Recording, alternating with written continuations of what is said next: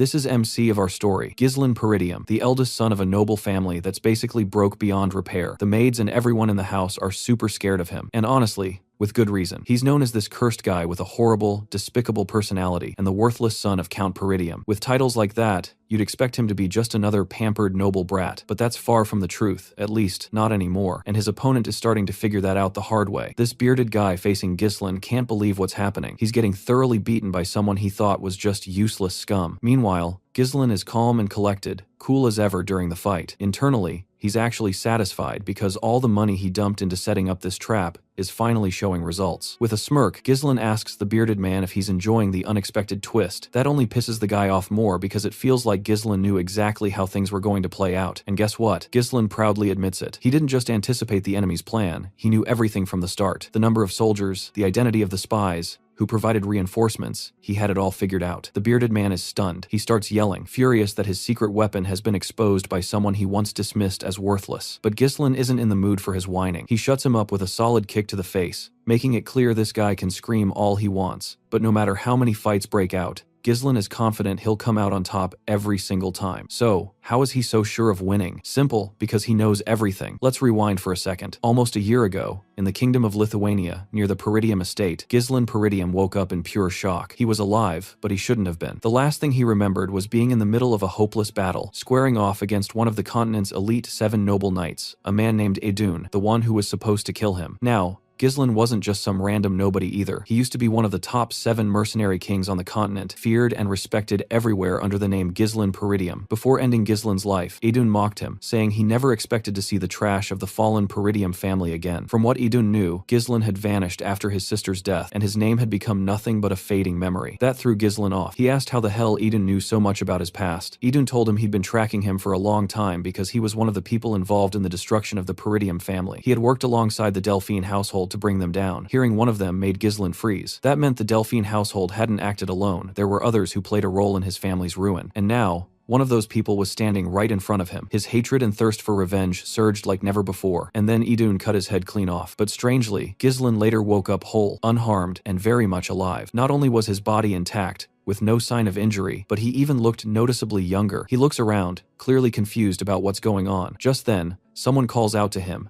addressing him as young master and urging him to come out. The man is actually a soldier from the Peridium household, Ricardo. But before Ricardo can say much, he finds a sharp sword aimed at his neck as Ghislain demands answers immediately. Ricardo, clueless about the situation, agrees to answer whatever his master asks, though he can't understand why a sword is necessary for a conversation. Even Ghislain is caught off guard by Ricardo's reaction. After all, this was supposed to be an enemy. Ricardo pulls himself free from Ghislain's grip and reminds him that he had collapsed from exhaustion earlier after throwing a tantrum. He'd been stressing out over how to lead a raid on the orcs. Naturally, this explanation makes zero sense to Ghislain. Then Ricardo tells him to grab his stuff and head out because everyone's waiting outside. Ghislain, still lost, asks where they're going. Ricardo informs him they're heading to the Peridium estate. Hearing his family name shocks Ghislain. As far as he knows, that estate was destroyed. But as they reach a hill overlooking it, he gets a clear view, and it's unmistakably the Peridium estate, fully intact. He had once seen it burn to the ground, and now, here it stands. Ricardo, a bit confused, mumbles under his breath, wondering why his master keeps referring to his own home as if it had fallen. If the Count hears that, there could be consequences. Trying to make sense of it, Ghislain pinches his cheek, hoping this is just a dream, but the pain is real. That's when it hits him. He's younger now, the estate is untouched, and everything seems to have gone back to how it was, which means he's traveled back in time. Back then, his younger self was resentful toward the family. That immaturity, rooted in feelings of inferiority, caused endless trouble. Eventually, people in the household started avoiding him, and unable to handle the criticism, he ran away. Years later, he became a mercenary, survived brutal battles, honed his skills, and earned a name for himself. He returned to Peridium hoping to make amends, but by then, the estate had already been reduced to ashes. He had lost everything, but now somehow, it's all back. Everyone he cared about is still alive. He's overwhelmed, realizing he's been given another chance, but there's no time to celebrate. From what Ricardo mentioned, they're on their way to raid the orcs, and Ghislain remembers this day all too well. It was the day nearly everyone in his squad died. In his past life, he had joined the orc raid squad to prove himself. The report back then had mentioned only 3 orcs, so Ghislain, with no command experience, thought it'd be easy peasy. But when they arrived, they were ambushed by over 20 orcs. Because of his recklessness and pride, most of the squad was wiped out. Right now, our MC feels pretty confident that the situation is manageable, mainly because those orcs don't seem to have any real tactics. But the real issue is whether his soldiers will actually trust him, considering they all think he's just some worthless loser. Unfortunately, he doesn't even get a moment to prepare, because out of nowhere, a watchtower gets completely wiped out as a massive horde of orcs comes charging in. Ghislain is absolutely stunned by the sudden attack. He hadn't expected these creatures to strike so soon. The orcs are tearing through the soldiers like it's nothing, and each one is powerful enough to wipe out multiple foot soldiers single-handedly. Raid Squad Commander Skovan jumps into the fray and shouts for everyone to form a defensive line, but honestly,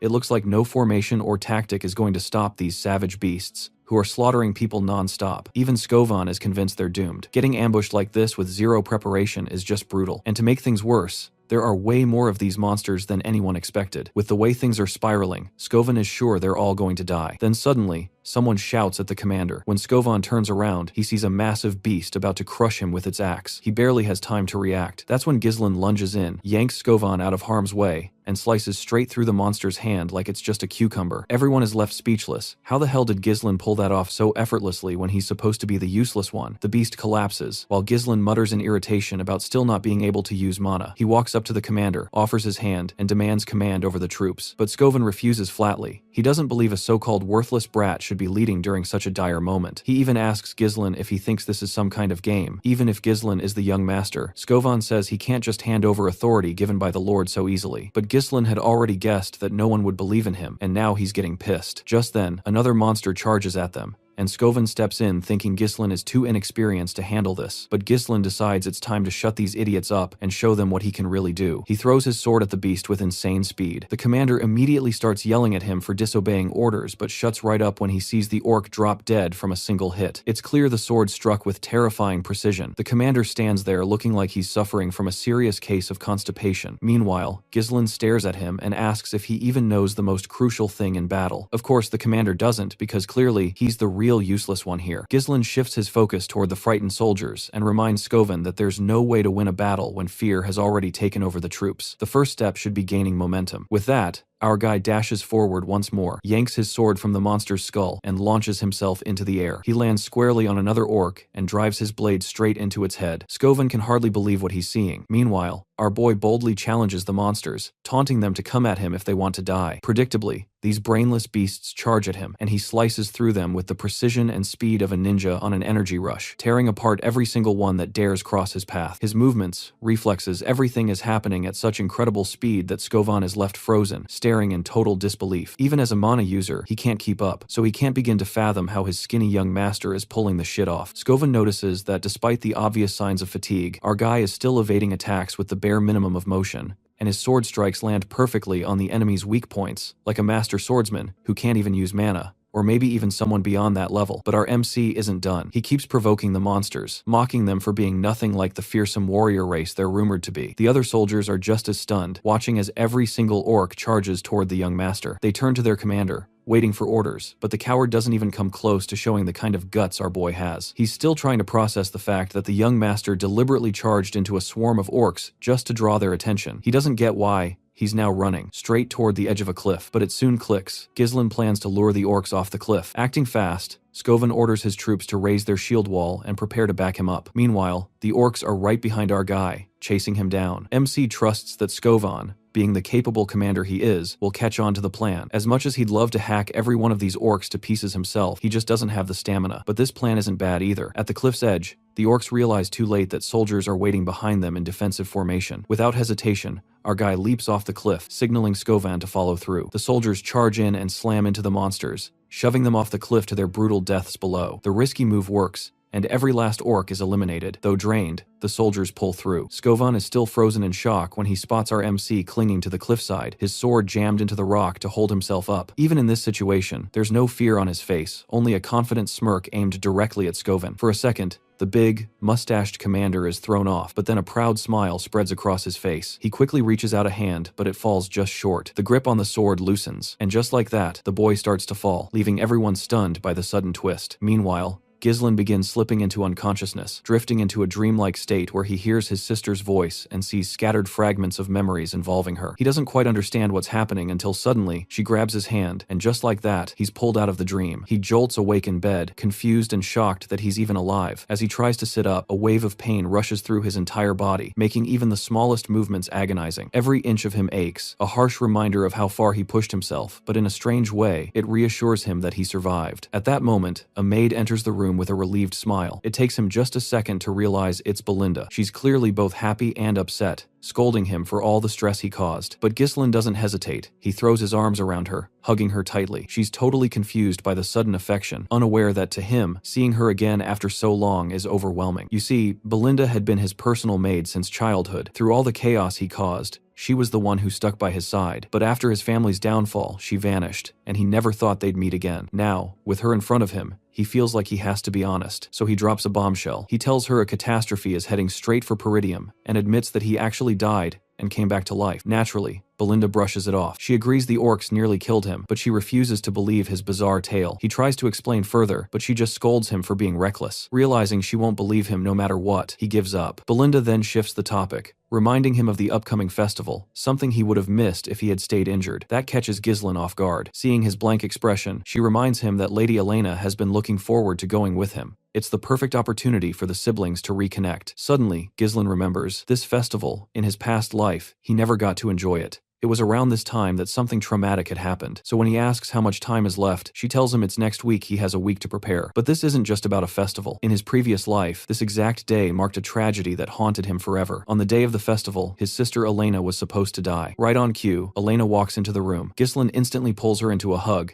catching her completely off guard. Blushing, she accuses him of playing some weird prank. She doesn't realize how real his feelings are. He's simply overwhelmed to see her alive. But since he won't let go, Elena ends up forcefully pulling herself away, leaving his weakened body swaying under the pressure. Turns out, she's got some serious strength. From her reaction, it's clear the two siblings don't exactly have a warm relationship. Elena bluntly says she's only here because Belinda asked her to come. Apparently, there's some past grudge. Elena still remembers the time he insulted her. Ghislain, clueless at first, eventually realizes that, yeah, he wasn't exactly a great brother in his past life. Honestly, he was kind of an asshole. So, he does something shocking. He apologizes. Both Belinda and Elena are stunned. Ghislain admitting fault? That's unheard of. They joke that maybe he got hit in the head too hard by the orcs and knocked something loose. But Ghislain quickly shuts that down, saying he really did get them. Right then, another wave of pain hits, and he doubles over. Elena doesn't miss the chance to poke fun, clearly enjoying the moment. It's obvious who came out worse in that fight, but Ghislain doesn't mind. Even with her sarcastic comments, he's just glad to see them being exactly the way he remembers. There's something comforting about it, and in that moment, he can't help but think, why did the old him waste so much time on things that didn't matter? During the upcoming festival preparations, Ghislain had turned down Elena's offer to attend together, using the raid squad incident as an excuse. That ended up being the last time he ever saw her. Not long after, Elena and her bodyguards were found brutally torn apart. Ghislain still regrets not being there for her when it mattered most. Suddenly, a knock interrupts the moment. Two knights appear at the door, Elena's bodyguards. The one with dark brown hair is Jamal, and standing behind him is Philip. Elena questions their presence since they were told to wait outside. One of them apologizes and explains that the servants have requested her to supervise the festival preparations. This catches Ghislain off guard. He doesn't understand why Elena needs to be involved in that. Belinda looks disappointed at his reaction and reminds him of the worker shortage in Peridium. Even someone like Elena has to pitch in. It's only now that Ghislain realizes this, since he never really paid attention to such things before. But now that he's here, he offers to help. His little sister is visibly shocked, and both girls start to wonder if he might have actually been knocked in the head or something. Soon, they reach the festival site, where everyone's busy setting up their stalls. But when they hear that Ghislain wants to help, a strange unease creeps in. His sister keeps trying to push him away, saying the best way he can help is by not getting in the way or causing trouble. But Ghislain refuses to leave her alone after all. Elena's body was discovered near the slums, far from the festival location. Someone must have either lured her out or dragged her there. He wants to make sure nothing like that happens again, and for that, he needs to fully understand the castle's layout. Just then, a knight runs in, calling for Ghislain. It's old man Fergus, out of breath, but clearly emotional. He starts crying,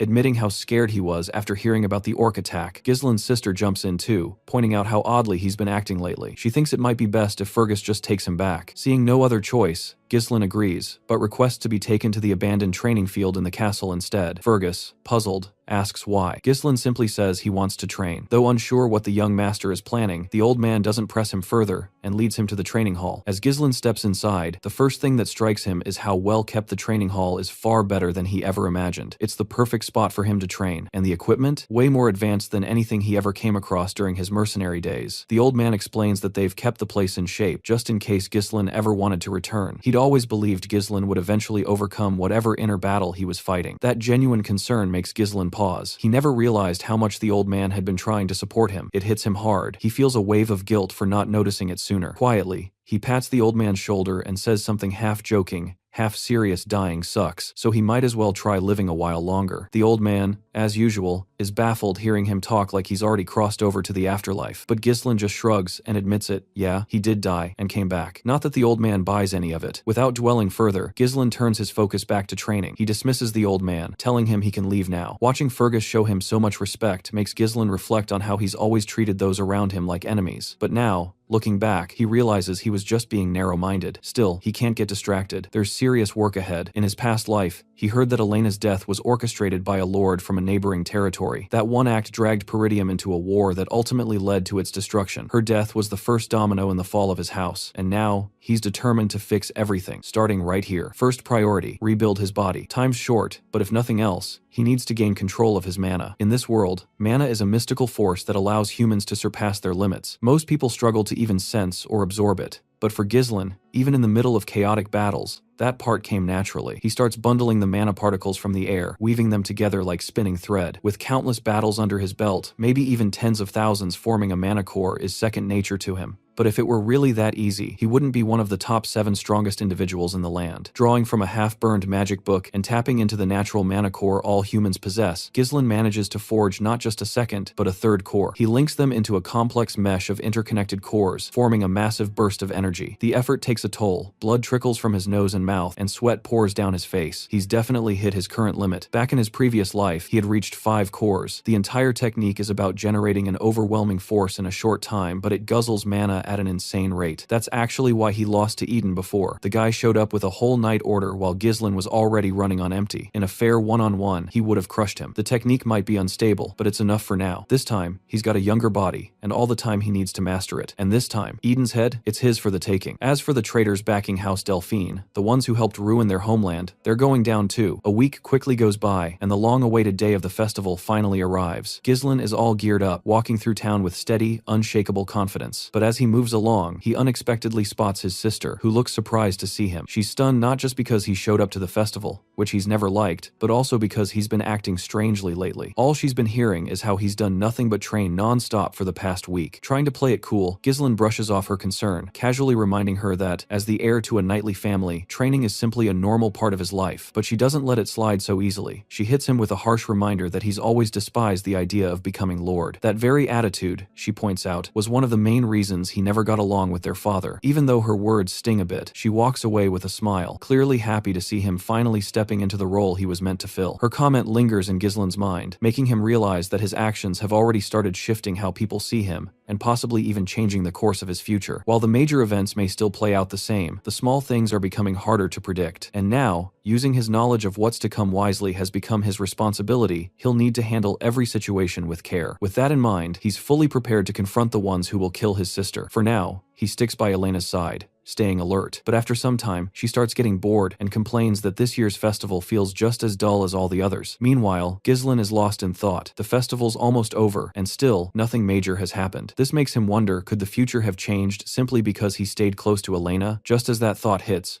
her bodyguards appear. They suggest taking Elena to a livelier part of the festival so she can enjoy herself a bit more. As they start to escort her away, Ghislain quickly puts the pieces together. These two, Jamal and Philip, are the trusted knights who've protected Elena since childhood. In his previous life, they were said to have been killed while defending her. But now, doubts start creeping in. Ghislain becomes convinced it's a trap. These guys must be the traitors within the family. He follows them quietly. The spot they arrive at is completely deserted, which immediately annoys Elena. She starts complaining about how pointless this all is. As she vents, Ghislain Gizlin's suspicions only grow. At first glance, it's just an empty street, but the way debris and objects block every exit, that clearly shows this was prepared ahead of time. Just then, he's pulled out of his thoughts when Elena suddenly grabs his arm and starts dragging him along. Surprised by her strength, Gizlin jokingly asks if she's been hitting the gym, because for a young lady, she's seriously strong. But before she can reply, Jamal steps in to stop her, and the expression on his face says it all. His intentions are far from good. Elena starts trembling, panic creeping in as she wonders why everyone is acting so strangely. Jamal quickly apologizes for scaring her, but then his expression twists into something even more disturbing. He calmly says he just wants her to wait a little longer, claiming it's a small favor. Elena, now terrified and feeling utterly helpless, is interrupted by the arrival of someone new. A man wearing glasses steps into the scene, trailed by two of his goons. His name is Frank, and he looks quite satisfied with how well Jamal has handled things so far. Frank then turns to Jamal, confused about why Gizlin is even here. He doesn't recall ever asking for this extra baggage. Jamal tries to reassure him, saying he'll handle the kid himself, and Frank won't even have to pay. Gizlin, it turns out, had blindly followed his sister, completely unaware that he was walking right into a death trap. Finally, Gizlin speaks. The first thing he demands is how this traitorous bastard plans to get away with betraying the Peridium family. But the man just laughs, barely fazed. He arrogantly claims all he has to do is run far away. He's done with this broken, poverty-ridden land that's already been ravaged by barbarians. And he's not alone. Plenty of others want to leave Peridium too. But before he can finish that sentence, the main character strikes. No words, just blood spilling from his mouth as he drops, sliced clean in two. Everyone's stunned. Jamal hits the ground, lifeless, and Gizlin glares at the corpse, furious. He reminds the traitor that even if people chose to leave this land, they never sold out their own. His anger blazes as he locks eyes with the second traitor, who panics and yanks Elena closer, hoping she'll shield him from the same fate. He's dead wrong. A sword drives straight through his skull. He quivers, gasping for air as death takes him too. Now, Frank's goons start having second thoughts, wondering if they even want to get involved. What throws them off even more is that this guy, supposedly the eldest son of Peridium, isn't supposed to have any real combat experience. No training, no skills at least, that's what they believed.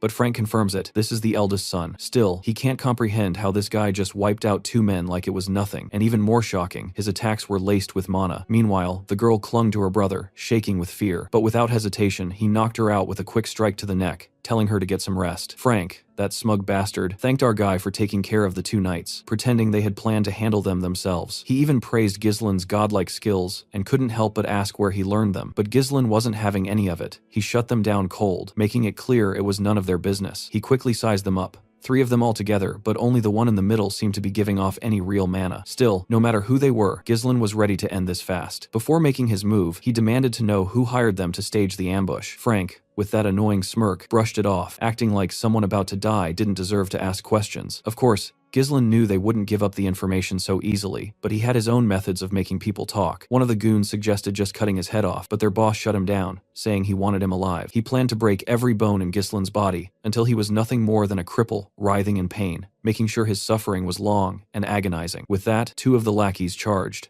But Gizlin was prepared. He suddenly pulled out a firecracker and tossed it at them. That completely threw one of the thugs off. He froze for just a second, confused as to why anyone would use something like a firecracker. But that tiny moment of hesitation was all Gizlin needed. In a blink, he closed the gap and killed one of them on the spot. The second one lunged at him next, but Gizlin didn't flinch. He effortlessly blocked the attack, disarmed him, and yanked the sword from his grip. Without wasting a second, he followed through and cut the guy down like it was nothing. As the second lackey hit the ground, their leader tried to pull a cheap move, sneaking up behind Gizlin to land a surprise blow. But our guy's reflexes were razor sharp. He blocked the ambush like it was nothing. Frank was stunned, realizing his sneak attack had completely failed, and Gizlin wasn't about to let that slide. He retaliated in an instant, his sword moving so fast that Frank could barely react. The blade slashed deep across his throat, and the pipe he'd been smoking dropped to the ground. Frank, now desperate, launched another attack, but Gizlin easily blocked it again. Even Frank had to admit without using mana to shield his neck, he would have been done for, and even Gizlin had to give him some credit. He'd focused all his mana around his neck to reduce the damage. Pretty impressive, honestly. That's when Frank finally decided to get serious. Clutching his sword tightly, he hurled himself at Gizlin, but just as he did, he caught a glimpse of Gizlin's grin like he'd been waiting for this moment. That split second of confusion was all it took. Gizlin completely overpowered him and slammed a brutal kick straight to his face. Frank manages to land on his feet instead of crashing down and smirks, confidently claiming that with his mana levels, a move like that won't affect him. But his confidence crumbles instantly when he starts violently coughing up blood. His expression twists in complete confusion. He has no clue what just hit him. Even though his body was reinforced with dense mana,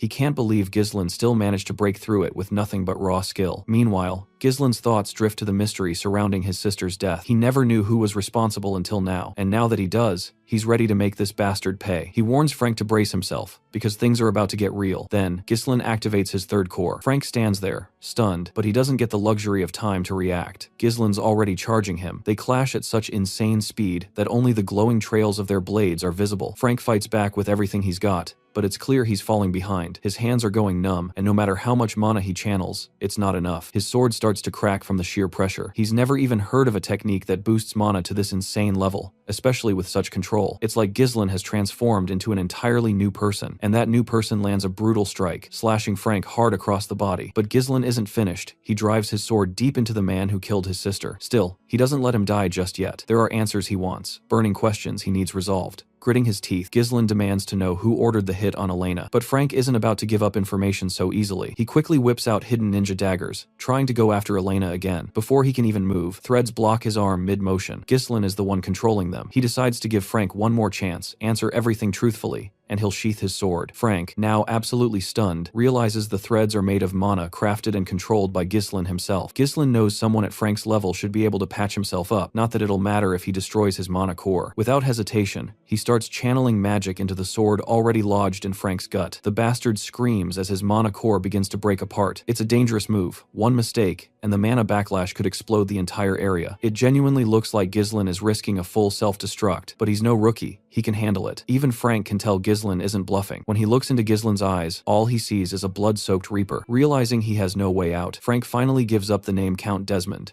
the real mastermind behind Elena's assassination. He further admits this entire incident was part of a bigger scheme, a setup meant to ignite a war between the Peridium and Degard families. Ghislain doesn't think highly of the name Desmond in his past life. Dirty work like this was handled by families loyal to the Dukes. If his instincts are right, Duke Delphine is likely the one pulling the strings. Still, the facts remain. Frank came here to kill his sister, so Ghislain makes sure to finish him off and take revenge for the past. Frank, in his final moments, thinks Ghislain is going back on his word, but Ghislain coldly reminds him of all the sins he's committed. He has no right to be afraid, now that karma's finally caught up. But then, something unexpected. Frank starts laughing, even as he bleeds out. He claims nothing will change, even if Ghislain kills him. The damage is done. He's already completed his mission with the Degard family. No matter what Ghislain does now, Peridium is doomed. War is inevitable. Ghislain swiftly covers the bastard's filthy mouth to shut him up and quietly tells him the truth. He's already died once and come back, so there's no way he's letting history repeat itself. Those were the last words Frank heard before Ghislain activated the mana core shattering process. The mana inside surged backward, and Ghislain redirected it into the sky, triggering a massive explosion like some warped firework. Exhausted, Ghislain could barely breathe, but at least everyone who needed to be dealt with had been taken care of. Then he noticed his unconscious sister lying there, seemingly safe and peacefully asleep. Just as he let his muscles relax and closed his eyes for a moment, blood suddenly spilled from his mouth, and he doubled over in pain. He thought to himself, back when he was the mercenary king, destroying 3 cores would have been easy. But now, with this fragile body, it's clearly limiting him. Even so, he wasn't ready to give up. He quickly made his way to a nearby house and discovered a corpse. In his previous life, authorities had found a second body at this same location, along with Elena's, and from what Frank had mentioned earlier, that body was supposedly Degard's son. There was also the escort knight who died during the event. These bodies were the reason why the Peridium family in his past life had assumed the Degard family was behind Elena's assassination. The moment those corpses were discovered, war had broken out. This time, Ghislain made sure there would be no such evidence. He set the entire house ablaze. After that, he picked up his sister and began walking away. That's when we see some creep in a cap lurking in the shadows, secretly watching him. Later, that same guy shows up at a shady council basically. All the people running the show behind the scenes and reports that the mission failed. Naturally, the bigwigs weren't happy to hear it. One of them, cloaked in a hood, blames everything on Ghislain Peridium. The moment that name comes up, the room tenses. How could some nobody from the north pull off something this huge? Another council member scoffs, saying, Ghislain's always been a worthless piece of trash, so blaming the failure on him sounds ridiculous. But the hooded guy insists Ghislain was nothing like the man they had intel on. The way he executed everything was far too skilled, almost like he'd become an entirely new person. He tries to calm them down by saying he's already handled things with the Degard family, so sparking a territorial war won't be a problem. He pleads for one more shot to prove himself, but one of the higher-ups explodes in anger. The chaos from this failure has already caused serious problems, and now the entire council is in disarray. They all agree that the only solution is to kill Ghislain. Then the top dog among them finally speaks,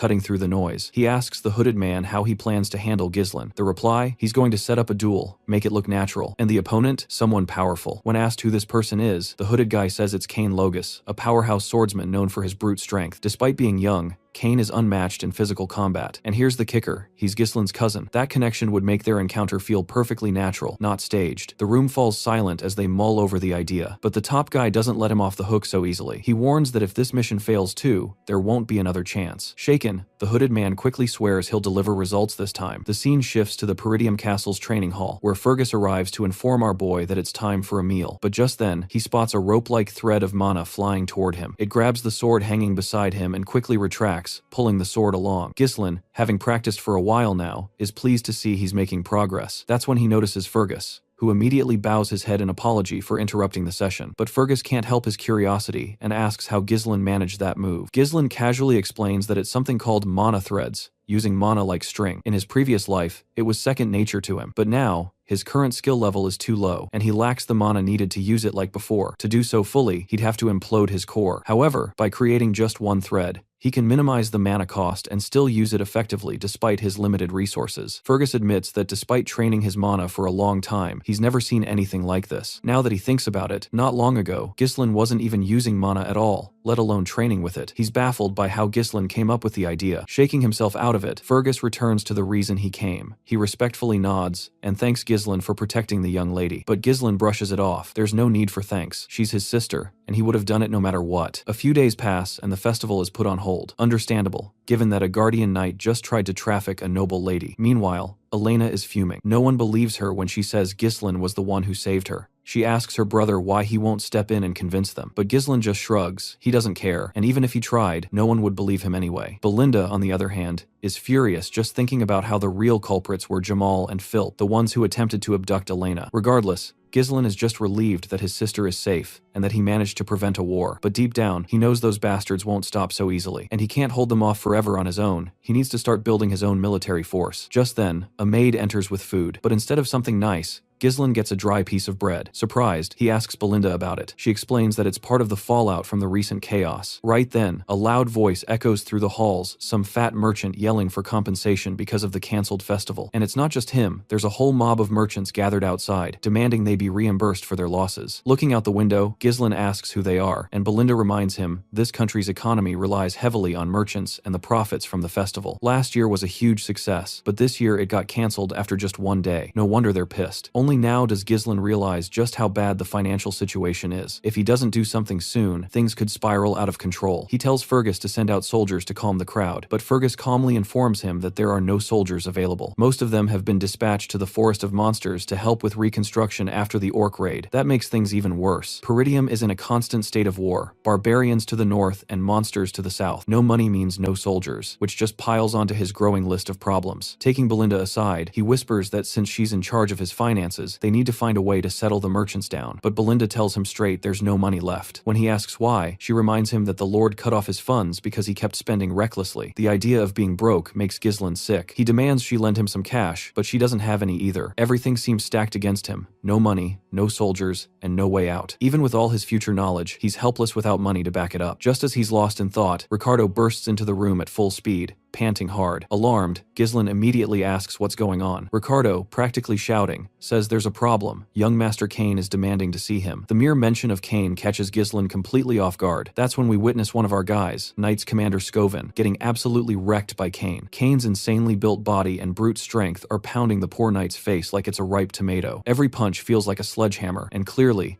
Cain isn't holding back at all. The final blow knocks Scoven out cold. Ghislain arrives just in time to find his knight lying beaten and bloodied on the ground. The look on Ghislain face says it all. He's furious. He turns to face his cousin, eyes blazing with rage. The bastard standing in front of him is massive, so big that Ghislain looks like a scrawny kid in comparison, and that wicked grin on Cain's face only makes things more intimidating. Beside Cain stands his escort knight. You see, Cain Logus, heir to the Logus County, is the very one with whom House Peridium once had an alliance. He used to be Ghislain's only friend, and his biggest rival. After knocking out the commander, Cain casually approaches Ghislain, but Ghislain doesn't flinch. Calm and composed, he asks Ricardo to explain what exactly happened. Ricardo recounts that they were responding to a report of trouble at a tavern. That's where they encountered Kane and his escort knight. During the confrontation, Kane asked Commander Skovan if the rumors about Ghislain were true. When Skovan explained the details, Kane suddenly grabbed him by the mouth, accusing him of muttering lies under his breath and refusing to tolerate anyone lying to the heir of Loges. At that point, Ricardo finishes his version of events, but then Kane's escort knight steps in, saying Ricardo left out a key part. He adds that Skovan had claimed Ghislain, someone who never even trained properly, had taken down an orc barehanded and defeated the traitorous escort knights all by himself. That's what pissed Kane off. He thought Skovan was spreading nonsense and gave him a beating as a reality check. Kane then smugly says none of this would have happened if Skovan hadn't lied. Ghislain doesn't respond out loud, but inside, we hear his thoughts, and they're full of bitterness toward Kane. Once his subordinate, Kane always stirred up chaos whenever he visited Peridium, and no matter the mess he made, no one dared call him out because he was allied with House Peridium. People always respected Kane, but Ghislain, he was constantly judged and looked down upon. While Kane was praised for his bold, confident nature traits expected from a rightful heir, Ghislain was criticized for not measuring up. Now, from Kane's perspective, even he's surprised at how calm Ghislain is being. Normally, Ghislain would have snapped and come at him by now. We then get a flashback to a recent moment in Loges County. Kane had received an order to kill Ghislain. The one giving the order was a hooded man, someone who'd previously failed a mission and taken heat for it from his superiors. This same hooded figure told Kane that if he succeeded, the esteemed one would back the Loges family. Kane confidently assured him that defeating Ghislain would be easy after all. Ghislain was nothing but a weak brat. But there was one thing that gave him pause. Ghislain was still an heir, so killing him could lead to political complications. The hooded man suggested a solution: provoke Ghislain into a duel, make it look like a simple squabble between noble heirs. Then, stage the whole thing as an unfortunate accident. To make sure things went smoothly, the hooded man offered to disguise himself as one of the escort knights to help orchestrate everything. That way, nothing could go wrong. The idea of getting to murder his own cousin thrilled Kane, and the bastard didn't hesitate to agree. In the present, Kane is trying to figure out why there's an order to eliminate Ghislain. He wonders if maybe Ghislain has changed recently, which could be the reason. Still, Kane sticks to the plan. To provoke Ghislain, he calls out and asks why he's just standing there they're facing off, so he better get things ready. Ghislain, confused, doesn't know what arrangements Kane is referring to. Kane brings up how the festival's been disrupted and suggests they should spice things up and have some fun. He also reminds Ghislain how they've always been on the same page for these kinds of things. But Ghislain barely reacts and vaguely asks if Kane is talking about alcohol. See, this bastard used to make Ghislain prepare booze and women every time he showed up. Back then, Ghislain went along with it just to avoid a beating, but not anymore. Because of Kane, he burned through a ton of money, which is also why his father ended up cutting his allowance. Now, Ghislain has clearly figured out the root of his financial troubles, and he's certain Kane is the problem, and possibly the solution too. Meanwhile, Kane keeps pressing, demanding that Ghislain bring him the goods immediately. Ghislain, playing along, agrees but says that first, Kane needs to repay the money he owes. The hooded bastard can sense something has changed. Ghislain is giving off a completely different vibe now. Even Kane pauses and seriously asks what debts he's talking about. With a calm smile, Ghislain explains that he's been the one managing all of Kane's requests with his own money, and now he wants at least 1,000 gold back.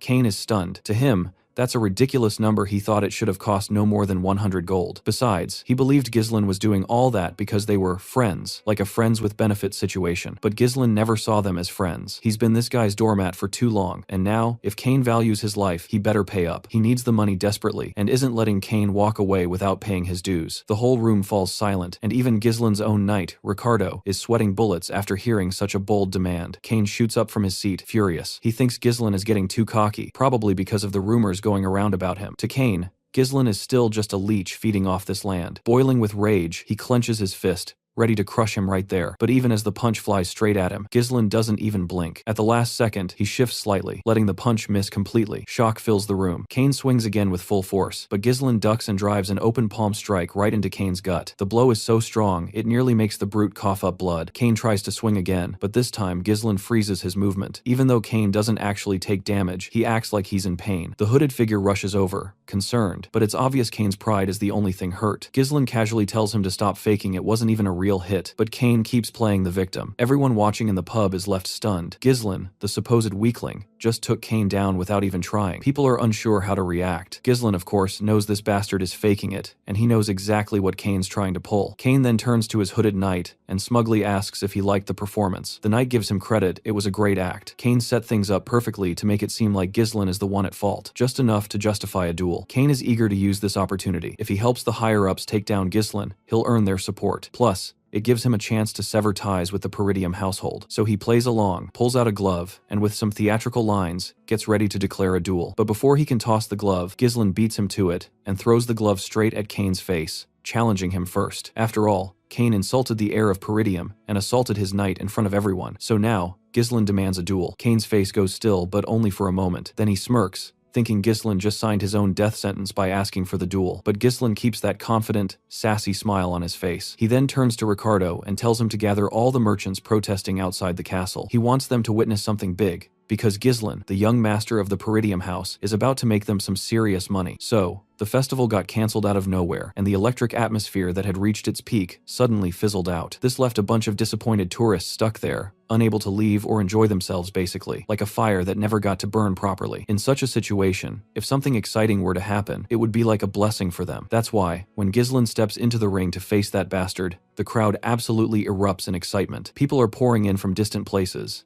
and the market vendors, who had been struggling, finally start making some money from these stranded tourists. That chubby merchant, the one who led the protests earlier, now has a full setup with a betting table, letting people place their bets on the fighters. Most of them are betting on Kane Loges, which makes sense. It seems like the safe option. Kane, the hulking brute, stands ready with his massive sword, prepared to begin. But he's clearly irritated that what was supposed to be a serious duel is now turning into some carnival spectacle. He makes it clear up front he's not going to stop, even if Ghislain surrenders. But Ghislain isn't shaken. He can tell the bastard's real goal is to kill, surrender, or not. And since the crowd's big enough now, Ghislain officially kicks off the duel. Just then, a hooded guy interrupts, claiming that the betting can't proceed like this. Everyone's confused until the fat merchant explains no one has bet on young Master Ghislain. The crowd begins whispering. It's clear they've already written him off. They think he doesn't stand a chance. Kane even finds it funny, like even the marketplace wants nothing to do with Ghislain. Because the bet is so one-sided, they decide to adjust the rules to make it a little fairer. That's when Commander Scovan steps up with a bag full of money and places his bet on Ghislain. To everyone's surprise, Lady Elena also brings out a bag and bets on her brother. While people expected Scovan to show, Elena's appearance catches even Ghislain off guard, and the crowd's buzzing. She asks the merchant if that much money is enough, and he respectfully says yes. Now that Ghislain finally has some support, Kane agrees to start the duel, though he's clearly annoyed by how things are unfolding. The match begins, and Ghislain offers Kane the first strike, saying that since Kane's younger, Big Brother would love to give him the opening move. That cheap knockoff of the Hulk looks confused by the gesture, but Ghislain confidently draws his sword and calls him out. Kane goes silent for a second, then takes the bait. He gets into position, charges forward like a raging bull, and slams down with his enormous blade. Their swords clash violently. Kane puts every bit of his strength into the hit, but Ghislain doesn't even flinch, so Kane swings again, this time without thinking, and Ghislain dodges it with ease. The brute jumps up for a kick, but again, Ghislain casually avoids it. After this quick back and forth, both fighters retreat briefly. Kane grins with that same creepy smile, clearly enjoying himself. Ghislain can see the arrogance radiating off him. Belinda is sweating, watching her young master go toe-to-toe with this beast. She even urges Lady Elena to stop her brother. Meanwhile, the hooded guy is feeling smug, totally convinced Ghislain doomed. He believes Ghislain has already fallen into the trap the moment he chose to fight Kane. He was finished. In his mind, Ghislain will get overwhelmed by Kane's monstrous power, won't find a way to counter, and will burn out all his energy just dodging. Eventually, Ghislain will slip up and get killed. That's how Kane has crushed so many opponents' pure brute strength. But this time, Ghislain is more than a match, dodging every attack with insane agility. Even Kane has to admit that Ghislain become a lot harder to pin down. His skills have improved. Frustrated, Kane pushes even harder. He grabs his blade by the sharp edge with his bare hands and swings at Ghislain with full force. Though Ghislain manages to block the blow using his own sword, the attack traps him within Kane's crossguard. Then, using all his strength, Kane hurls Ghislain high into the sky. Everyone is left stunned, mouths wide open, watching the young master suspended in midair. The only person who seems thrilled is the hooded guy. He's convinced Ghislain is done for, but he's about to get a rude awakening. While still airborne, Ghislain channels mana into his legs and regains balance. Initially, Ghislain had been holding back, but now that this jerk has pushed things too far, he's done playing nice. In a flash, he dashes toward Kane at godlike speed and zips past him. The hooded guy can't believe his eyes. Ghislain managed to land unharmed using mana in his legs. To Ghislain, this oversized brute is nothing but a clueless swordsman, probably someone who assumed he was unbeatable just because people got intimidated by a glimpse of his strength. But Ghislain's here to crush that delusion and show him that raw power isn't everything. Kane, feeling mocked, charges again, demanding how Ghislain plans to prove that. Ghislain plants his feet, kicks up the hilt of his sword. Kane fights back with his own blade, but Ghislain quickly sidesteps and even steps on Kane's sword, catching him off guard. With the brute briefly disarmed, Ghislain seizes the opening and slashes him. After the intense exchange, Ghislain comes to a sudden halt, while Kane starts bleeding from every spot that got struck. The crowd is speechless. Shock and awe ripple through them as they realize just how far Ghislain has come. Whispers turn into panic. Could he actually win this? Elena, proud and confident, tells Belinda that her earlier fear was unnecessary. Commander Scovon watches with pride at the incredible display, but the hooded man is drenched in sweat. Noticing that the wounds Ghislain inflicted are shallow, he could have gone deeper, but chose not to. That alone tells him Ghislain is in full control. Kane, on the other hand, feels utterly humiliated witnessing such divine swordsmanship. Ghislain now turns to the defeated Kane and throws away his sword. He doesn't plan to use it anymore. He thinks the gap in their skill is so massive that weapons aren't needed. He's going to finish this with his bare hands. That much disrespect is enough to make Kane's blood boil. Ghislain is ready to teach him a brutal lesson with his fists. Since the big guy's strength lies in hand-to-hand combat, Ghislain decides to handicap himself and fight in his opponent's preferred style. And to make things more interesting, he now bets 2,000 gold, double the original amount. The crowd is in disbelief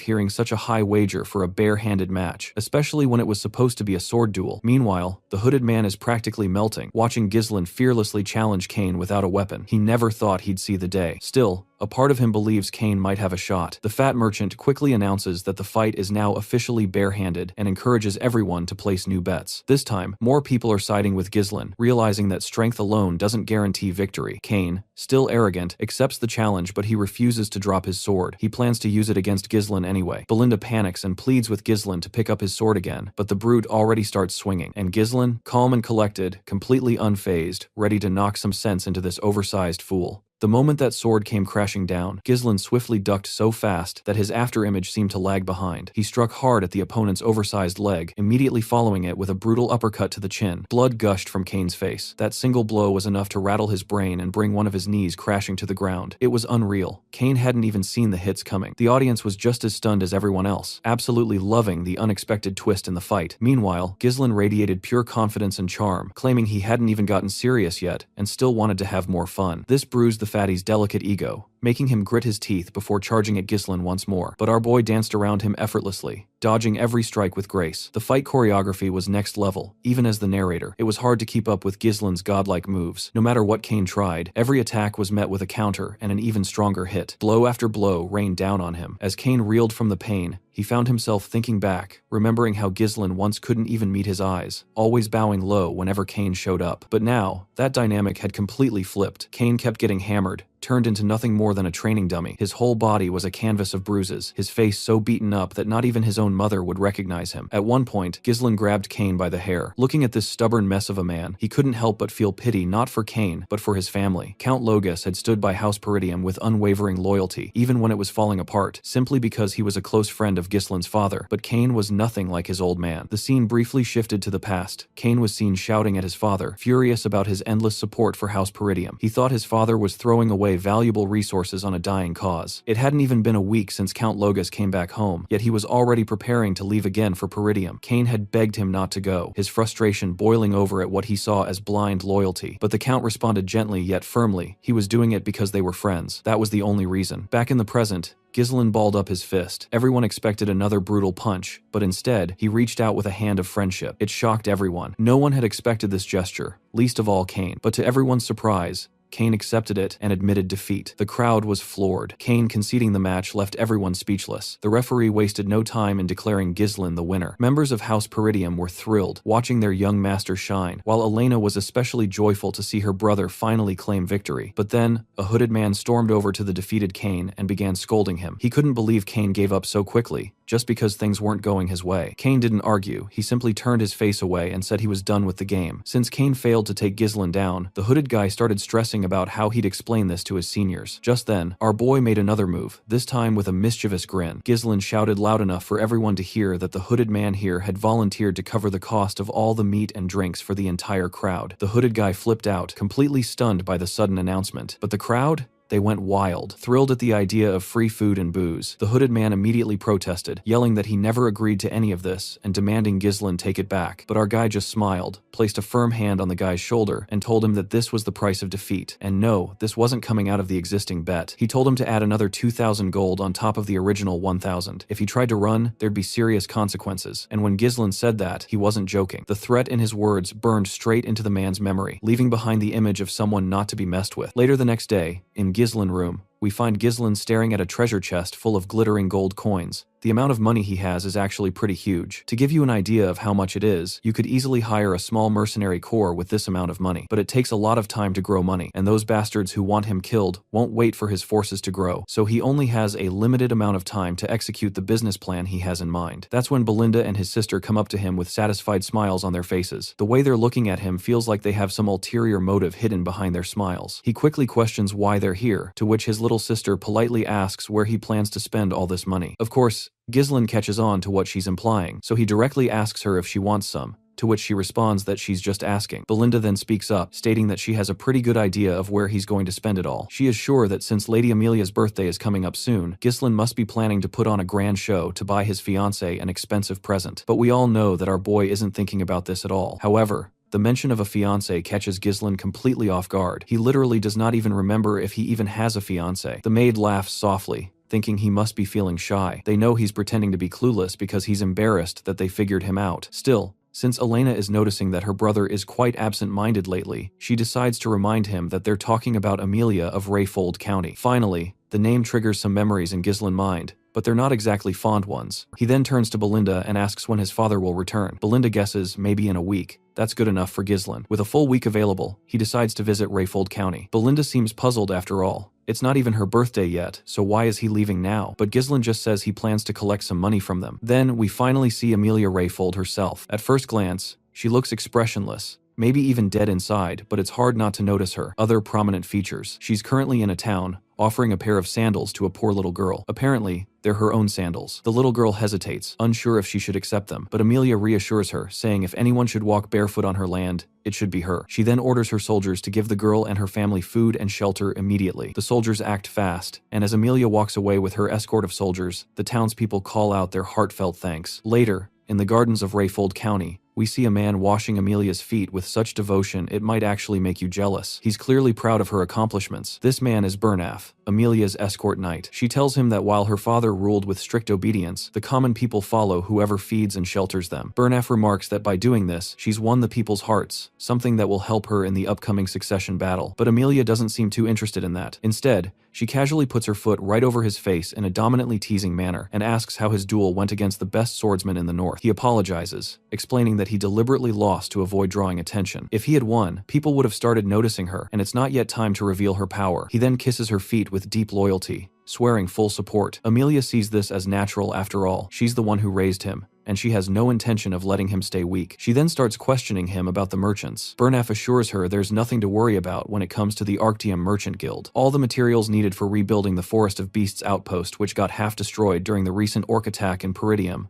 are being bought through her guild. In short, her merchants are reclaiming every bit of support money that Count Rayfold sends to Peridium every year. On top of that, they're also recruiting knights and soldiers who are leaving Peridium, many of them experienced warriors, trained from battling barbarian tribes. So far, her plan to drain Peridium dry is going perfectly. She's pleased to hear it. Just as she said before, she reminds Bernaf to keep everything looking like an ordinary merchant guild and to be extremely careful. Their real identity must stay hidden until they've gathered enough strength. Just then, her butler shows up. Bernaf is annoyed that he entered the garden without permission, but the butler quickly shares urgent news from the castle gates. Young Lord Ghislain Peridium has arrived. Although he's supposed to be her fiancé, Amelia doesn't seem the least bit happy at the mention of his name. She coldly asks the butler why Ghislain is here, and the man starts sweating as he reveals the reason he's come to talk about the Merchant Guild. Both Amelia and Bernaf freeze in shock when they hear this. We then find ourselves in the visitor's room, where she's seated across from our boy, Ghislain. He tries to keep things cool, greeting her with his usual laid-back tone, but she's clearly not having it. Her face twists with contempt.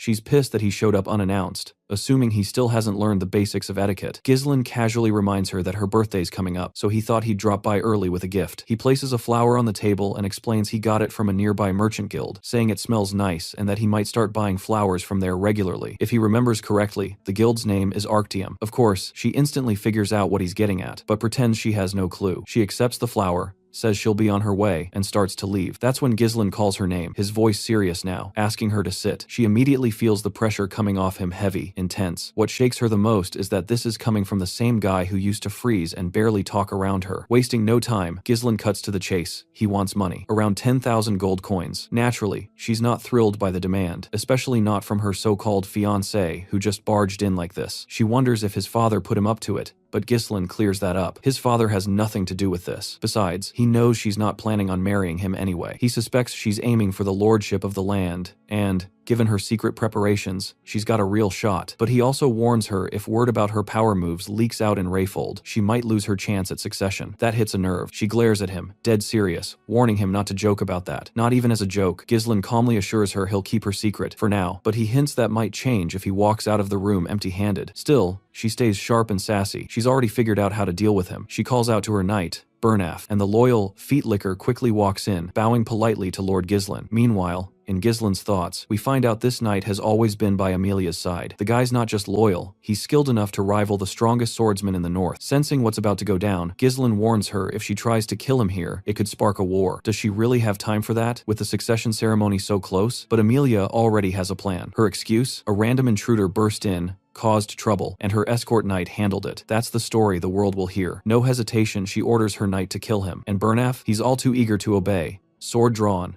ready to strike. But Ghislain's not about to roll over and die. If that's how she wants to play it, then he's ready to get serious too. The stage is all set for another divine-level showdown between two skilled warriors, so grab your parrots and buckle up for what's about to unfold. But just when we're hoping for a proper, no-bullshit showdown between two men of honor, this piece of shit knight pulls some sneaky-ass crap. Out of nowhere, Ghislain hears a slight rustling behind him, and before he can fully react, an assassin leaps out from an empty armor suit, trying to stab through the sofa and pin him down. But this dumbass is way too slow. Ghislain rolls to the ground like a goddamn ninja, kicks the bastard square in the chest, and launches him right out the fucking window. The lady and her little lapdog stand there like stunned idiots. They never expected him to react so quickly and gracefully. Ghislain doesn't hold back his disgust, calling out that two-faced bitch for acting all polite while setting up a damn ambush. Wasting no time, he lunges at the knight, and the two clash swords. Ghislain mocks him, asking if Rayfold forgot what chivalry means. The knight offers an apology, but fires back, saying Ghislain was the one who barged in uninvited and threw around weak threats, disturbing the lady. The two go at each other fiercely, both trying to land a clean hit, but it's obvious our boy has the edge. His reflexes are on point. He even lands a solid kick that sends the knight stumbling back. The knight clearly underestimated him, assuming he was all talk with no skill, but now he's realizing the harsh truth. Ghislain is anything but a novice. Meanwhile, Amelia is fuming as she watches her knight getting pushed around by someone she once considered a lowly thug. She orders him, in a chilling tone, to stop playing around and bring her Ghislain's head if he truly wants to call himself her knight. Fired up by his mistress's command, the knight starts taking the fight seriously. Now it's about her honor, and he won't let her down. He confidently challenges Ghislain to come at him. Ghislain, wearing a cocky grin, taunts the guy for acting all bossy when he's nothing but an escort knight. But since the fool's asking for it, Ghislain's more than happy to deliver. They clash again, this time at full force. The knight stops holding back, and even manages to cut Ghislain's face with a sharp strike. Their movements are so fast, it's nearly impossible to keep track. Only after images linger in their wake. Amelia, now even more restless, can't believe what she's witnessing. This was supposed to be a punk, yet he's keeping up with her elite knight, Bernaf. The fight is absolutely brutal. Every time Ghislain goes in for a hit, the knight dodges. Every time the knight strikes, Ghislain dodges back. The cycle continues, blow after blow. Ghislain tries to pull the same move he used earlier, but this time, he gets slammed to the ground. Sensing an opening, the knight charges, sword ready. But Ghislain recovers in time, flipping and twisting mid-air before landing back on his feet. By now, Ghislain has realized that the knight is using mana to absorb his attacks. Meanwhile, the knight himself starts to see that Ghislain isn't anything like the rumors claimed. His swordsmanship doesn't seem formally trained. It feels more like a style forged through real, brutal experience. The knight even wonders if Ghislain has fought barbarians so often that he adopted their chaotic combat style. He admits it might work in a messy battlefield, but insists it won't work against him. Now determined to end the fight, the knight steps up his offense. Ghislain, though, knows this isn't going to be easy. The knight's sharp, precise strikes aimed at his head are throwing off his sense of distance and rhythm. On top of that, the size difference between them at such close range makes it hard to overpower him through technique alone. Truth be told, Ghislain should have never picked a fight with this guy in the first place. It's like facing the final boss with beginner gear. But hey, he didn't exactly have the luxury to gear up beforehand, so he decides to stop holding back. He conjures a mana thread that zips right past the knight's ear, catching him off guard. In that split second, Ghislain draws a hidden sword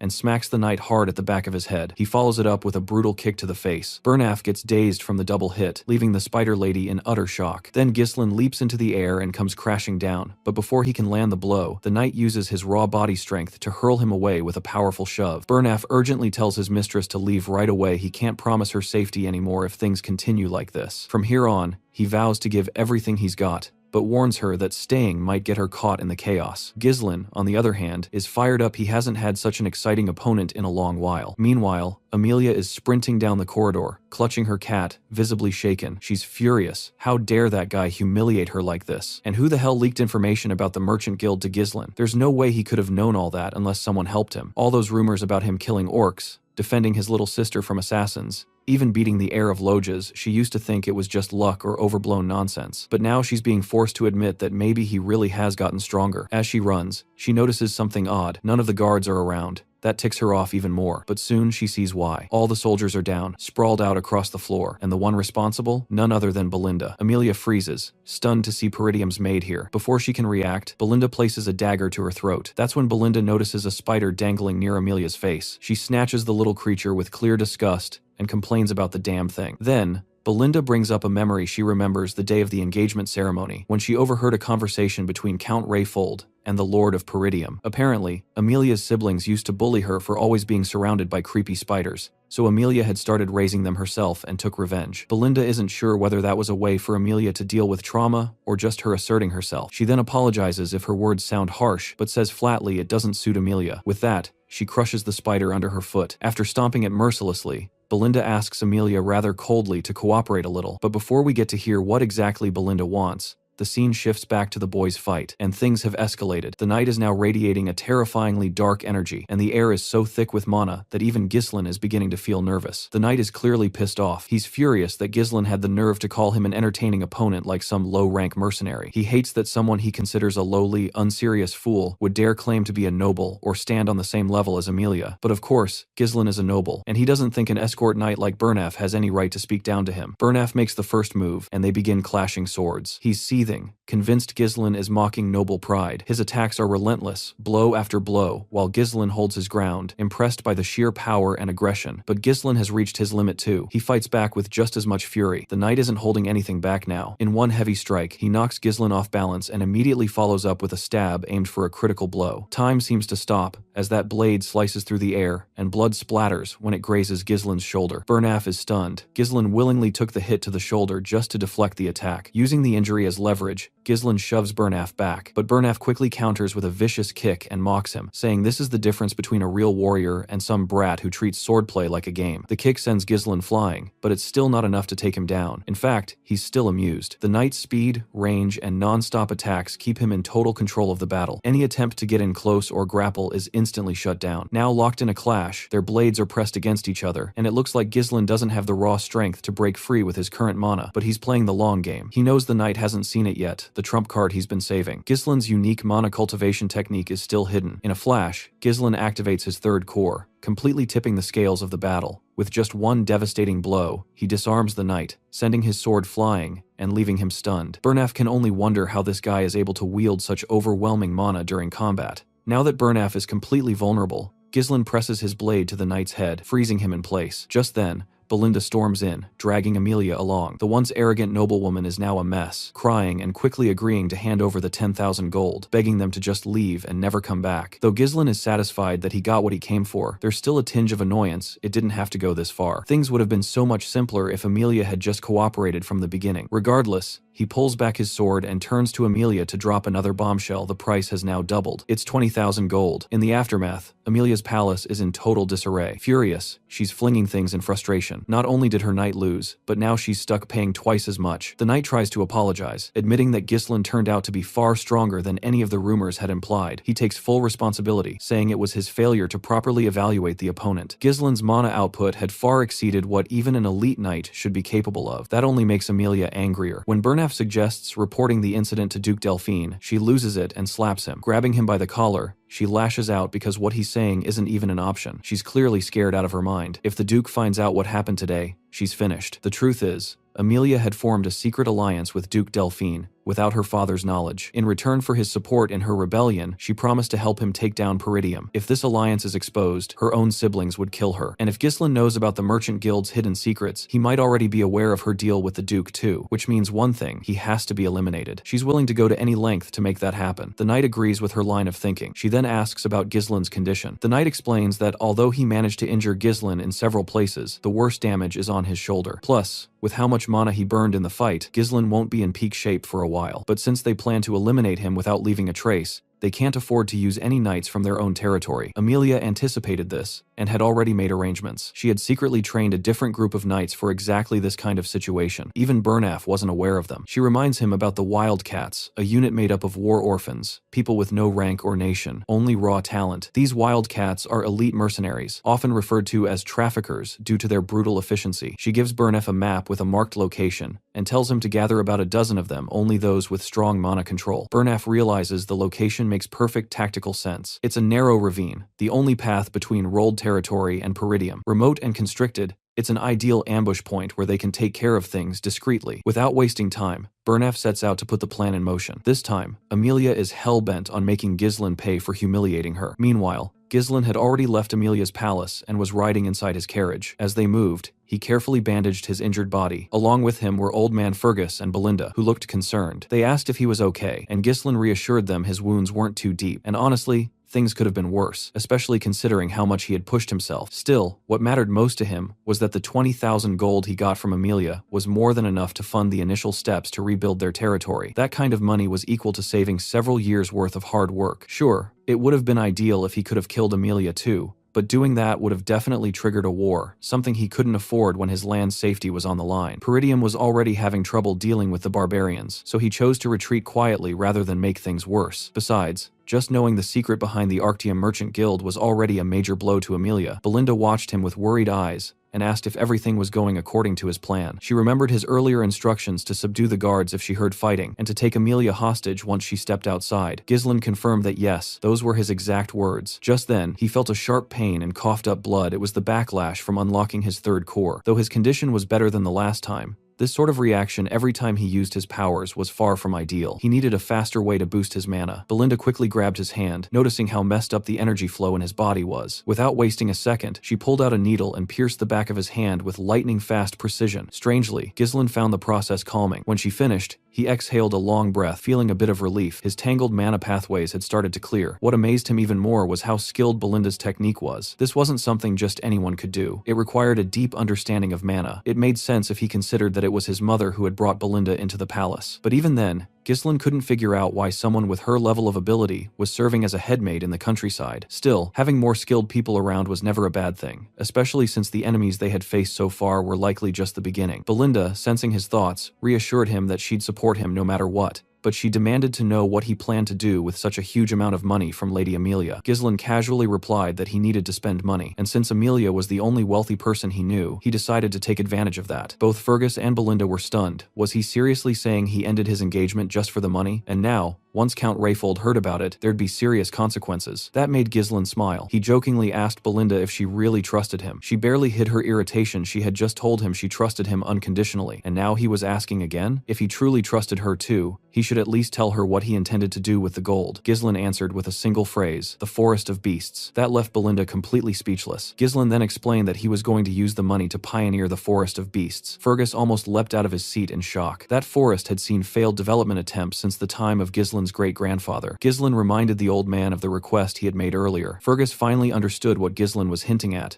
but he hesitated to respond. Eventually, he admitted that the person Ghislain asked about was indeed at the location he'd mentioned, but he wasn't sure if visiting them was a good idea. Still, Ghislain had already made up his mind. No matter what, he was going to meet that person. Belinda, however, firmly disagreed. She insisted they return home, especially considering his current condition. Ghislain acknowledged her concern, but brought up a harsh truth. Did she really think Amelia would let them go so easily after everything that happened? Knowing her personality, he was certain she'd try to kill him just to protect her secret alliance with Duke Delphine from getting out. Belinda tries to show off her thin arms, confidently telling her young master that she can easily handle anyone who dares to come their way. She even reminds him they've got Old Man Fergus as their knight. Though Ghislain trusts Belinda and knows she's dependable, he also knows that's not the role she's meant to play. What he needs is a proper vanguard, and they're on their way to meet him. Later, they arrive at a place that has only a single shack in sight. The carriage driver knocks on the door, but there's no response. It feels like the place is abandoned. Still, Fergus confirms this is the exact address they were given. Eventually, someone does answer, a man whose entire face is buried under thick facial hair. He immediately demands to know who they are. Everyone feels uneasy around this strange man, but Ghislain remains completely unfazed. Belinda even whispers if this could really be the guy they've been looking for, because he doesn't look like someone who could fight, let alone survive what's coming. But Ghislain assures her with full confidence silence. This is the man. The old man eyes Ghislain and bluntly tells him to stop wasting his time and leave. That's when Ghislain calls him by his real title, the ex-captain of the Ratatosk mercenaries, Jillian. At the mention of the name, the old man's expression shifts. As he turns around, Ghislain warmly reaches out his hand, inviting him to join them. Both the old man and the carriage driver are stunned at the name drop. See, the Ratatosk mercenaries were once a legendary group made up only of master warriors skilled with almost every weapon. Though the group doesn't exist anymore, their reputation is so massive that even knights from faraway lands have heard their name at least once, and Gillian was their captain. That's who Ghislain has traveled all this way to find. Without warning, the old man hurls his axe straight at Ghislain, but the guy doesn't even flinch, just slightly tilts his head, letting the axe zip right past. Instantly, the others jump into action, surrounding their young master in defensive stances, ready for a fight. But Gillian isn't here to play games. He bluntly asks why Ghislain is here. Belinda steps in front, thinking this guy is totally insane. But Ghislain simply says one thing: eternal punishment. He goes on to claim he knows the cure for the disease Jillian's daughter is suffering from. That alone is enough to catch Jillian's full attention. His daughter's condition causes constant high fever, frequent blood coughing, and red rashes that bloom like flower petals across her skin. The pain she endures, almost like a prisoner under torture, is the reason this incurable disease was named eternal punishment. At last, we finally see the girl everyone's been talking about. She's screaming in agony, her voice echoing as Jillian rushes into the shack to help his daughter, Rachel. Ghislain can tell it's not too late to save her. In his past life, he'd actually searched for Jillian to recruit him, but the man had ended his own life soon after Rachel died. Judging from the condition of this house, it's obvious that everything Jillian owned was spent trying to save her. Now, all he has left are his weapons. The girl, clearly in unbearable pain, begs her father to make it stop. Seeing her like that, Ghislain doesn't waste a second. He tells Jillian that he's starting the treatment immediately, but just as he's about to act, Belinda stops him. She doesn't understand what he's trying to do. This illness isn't something brute force can cure. Even priests have failed, calling it a punishment from the gods. She seriously doubts there's anything Ghislain can do, but Ghislain simply shrugs her hand off and makes it clear he can cure her. And if Belinda really trusts him like she claimed, she better prove it now. That shuts her up. He hands her a paper listing all the herbs they need and tells her to go fetch them. When Belinda sees the list, she's stunned. The reason Ghislain knows all this? For wandering mercenaries, survival often depends on knowledge. The illness, eternal punishment, may not be curable now, but a cure will be discovered in the future. It even became a hot topic back then, especially because the treatment turned out to be surprisingly simple. That's why Ghislain remembers it so well. The only issue?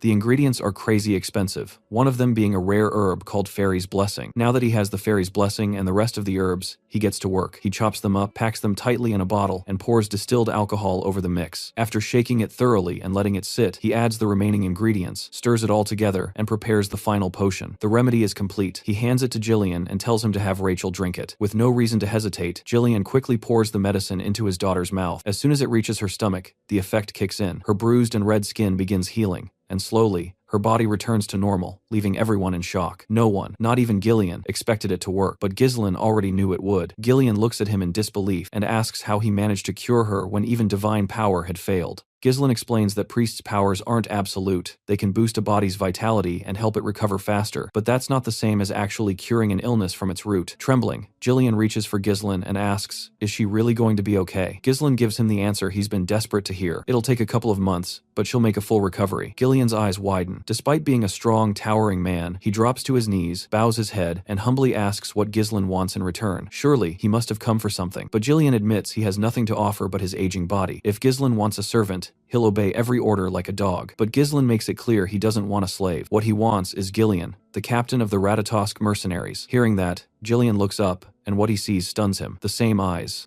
filled with dreams. Without wasting another moment, he stands tall, grabs his axe, and chops off his long ponytail. Now, he looks like a true warrior, a massive, confident figure radiating strength. He asks if anyone besides Ghislain's group has been here. Ghislain tells him it's just him and his 3 companions. Gillian then asks if anyone holds a grudge against him. Ghislain replies with full confidence, yes, and there'll be more in the future. With that, Jillian grabs his harpoon, charges it with mana, and hurls it with godlike speed straight through his hut into the forest. Moments later, he reels it back in, and stuck on the barbs is a man who had been spying, now caught like prey. Jillian grabs the intruder with his massive hand, his grip firm like a vice, and demands to know who sent him. But the spy seems more curious about how Jillian even knew he was hiding in the woods. Turning to Ghislain, Gillian asks what he wants to do with the captured man. Calmly, Ghislain says he already knows who sent him, but he'd rather not sully his blade on a day like this. Still, he admits it seems unavoidable. Just then, Gillian stops him from drawing his sword and promises to deal with the intruder himself. With that, Jillian tightens his colossal grip, and the spy's screams ring out through the forest. Once it's over, the mercenary respectfully bows to his master. Meanwhile, Belinda is clearly disturbed after witnessing Jillian kill so effortlessly and without hesitation. She's left shaken, unable to understand why Ghislain would recruit someone so dangerous. The big guy, however, drops to his knees and pledges his life to Ghislain. In return, Ghislain gives him a confident smile, clearly pleased to have him on his side. The scene shifts to a solitary hut in the middle of a swamp, where the wildcat traffickers are in disarray after hearing that their reconnaissance unit has been wiped out. The senior member, Virgo, captain of the squad, urges everyone to calm down. He remarks that,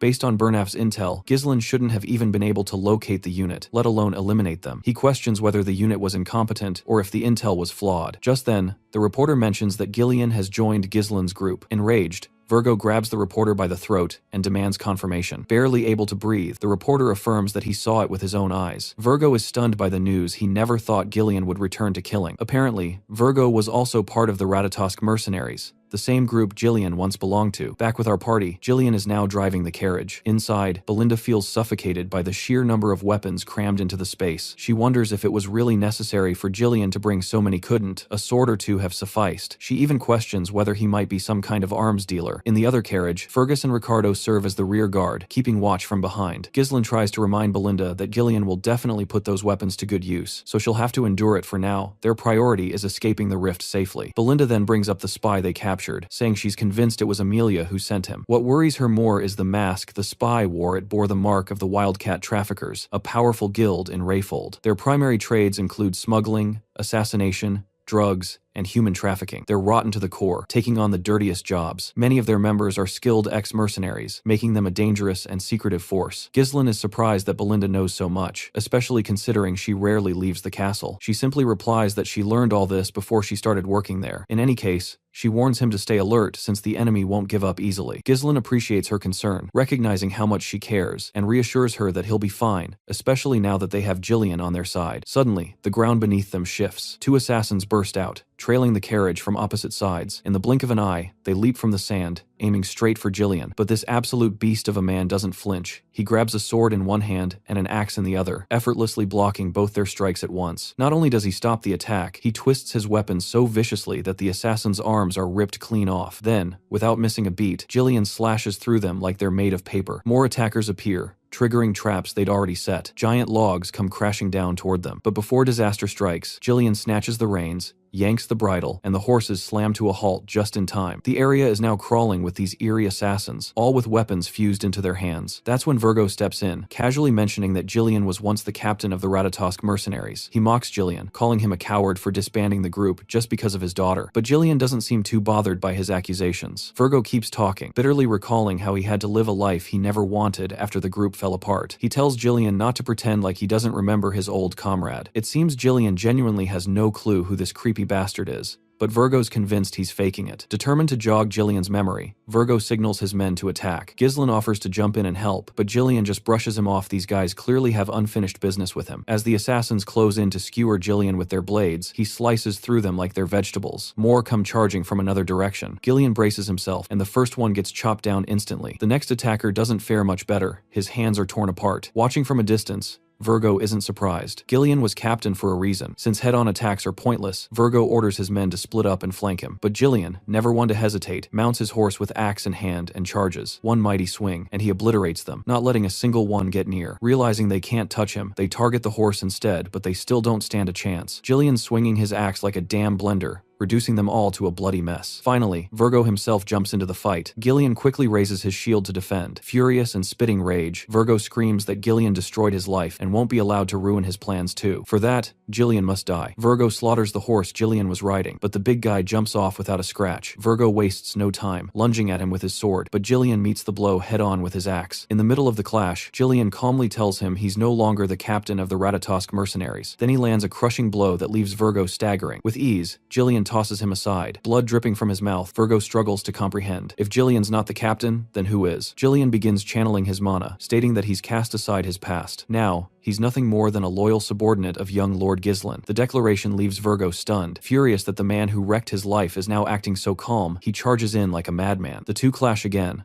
their weapons colliding in a brutal dance, but it's obvious Virgo is the one struggling. Driven purely by anger, he accuses Jillian of destroying the mercenary company. After Jillian left, everything collapsed. Virgo lost his power, and had to live in disgrace just to survive. But Jillian says nothing. He just keeps swinging, attack after attack, pushing Virgo back. Finally, Virgo lands a solid kick that breaks Jillian's shield. He roars that he was willing to throw away his whole life to make the Ratatosk mercenaries legendary, but Jillian tossed it all away, only to serve as a lapdog for some pampered noble. Virgo hurls his deadly ninja daggers, but Jillian spins his axe and knocks away 3 of them. Then Virgo rushes in, dagger in hand, but it flies past Jillian as the clash continues. No matter how strong Jillian once was, Virgo is confident he's not as powerful now as he was back then. While Jillian wasted time trying to cure his daughter, Virgo kept fighting, growing stronger through endless battles. He's convinced that this cheap Zeus knockoff is no match for him anymore. Virgo swiftly snatches up the 3 daggers from the ground and hurls them straight at Jillian, but the absolute unit, Jillian, casually catches them with his bare hand like they're nothing. As Virgo charges again, Jillian swings his axe, and though the strike comes within inches of Virgo's skull, he manages to dodge just in time. Then Jillian channels mana into his hand mid-air and halts another dagger with ease. He calmly asks Virgo if revenge is truly the only thing driving him. Virgo, stunned by Jillian's casual display of mana control, quickly realizes that Jillian hadn't even begun to show his full power until now. Before Virgo can react, Jillian's axe comes crashing into his face, launching him with brutal force into a nearby tree. As the old man calmly walks toward him, he questions why Virgo waited so long to come after him if revenge was really all he wanted. With a sneer, Virgo admits he already visited Jillian's former home, but there was no sign of the once feared Ratatosk mercenaries captain, only a feeble old man, not even worth killing. It hits hard, realizing the man he once idolized was gone, but Jillian can still see the fire of a warrior burning in Virgo. To honor that, he tosses him a sword and draws his own second blade. He reminds Virgo that, while he now serves someone else, just for this moment, he'll offer the highest form of respect by facing him as the captain of the Ratatosk mercenaries. For Virgo, this is almost surreal. He grabs the dagger and charges in. The clash is intense. Their weapons collide in a flurry of sparks, both warriors appearing to be evenly matched. But then, Jillian lands a brutal blow, driving his blade deep into Virgo's ribs. Despite the searing pain, Virgo refuses to back down and counters, but his final strike falls short. Jillian stands ready to deliver the final blow. Just before he does, Jillian solemnly vows to remember him as the 5th unit commander of the Ratatosk mercenaries, Virgo Villanos. That acknowledgement means everything to Virgo. He smiles, proud and at peace, just before Jillian's sword ends his life. With the battle over, Jillian quietly picks up the dagger Virgo had used. Soon after, Ghislain arrives with Belinda, and they're immediately greeted by the gruesome sight of severed limbs and corpses everywhere. Belinda casually points out that there's a lot of money to be made looting the bodies. Jillian apologizes for the delay, but Ghislain reassures him there's no need. In fact, he's now more impressed with Jillian than ever. Back in his previous life, when Ghislain had just started out as a mercenary, stories of Jillian had helped shape his path toward becoming the mercenary king. Now, he's thankful that his swift actions have earned him such a dependable comrade. Then he notices Jillian holding the dagger Virgo had used, and asks if he knew the man. Jillian immediately confirms they were once comrades. That mention of old friends triggers a flood of memories in Ghislain. He starts to wonder what his own former companions are up to now. Since he hasn't met them yet in this timeline, he's sure they're still out there living their lives, but he's determined to find them and bring them into his party when the time comes. For now, with everything settled, he decides to go along with Belinda's idea and scavenge anything valuable from the bodies. She's more than happy with that and tells Jillian to take the lead, but the stoic warrior reminds her that he's not her subordinate. 2 days later, the group finally arrives in Peridium territory after what felt like an endless journey. After traveling for so many days, they had at last entered the land. The brute asks if they've reached Peridium, and our guy confirms it. As Ghislain peeks out of the carriage at his homeland, a wave of emotion hits him. There's comfort in knowing he has a home to return to. When he first ran away, he believed he could come back anytime he wanted, but that belief turned out to be completely wrong. He then looks at Jillian and asks what he thinks of the place. Jillian is momentarily thrown off by the question.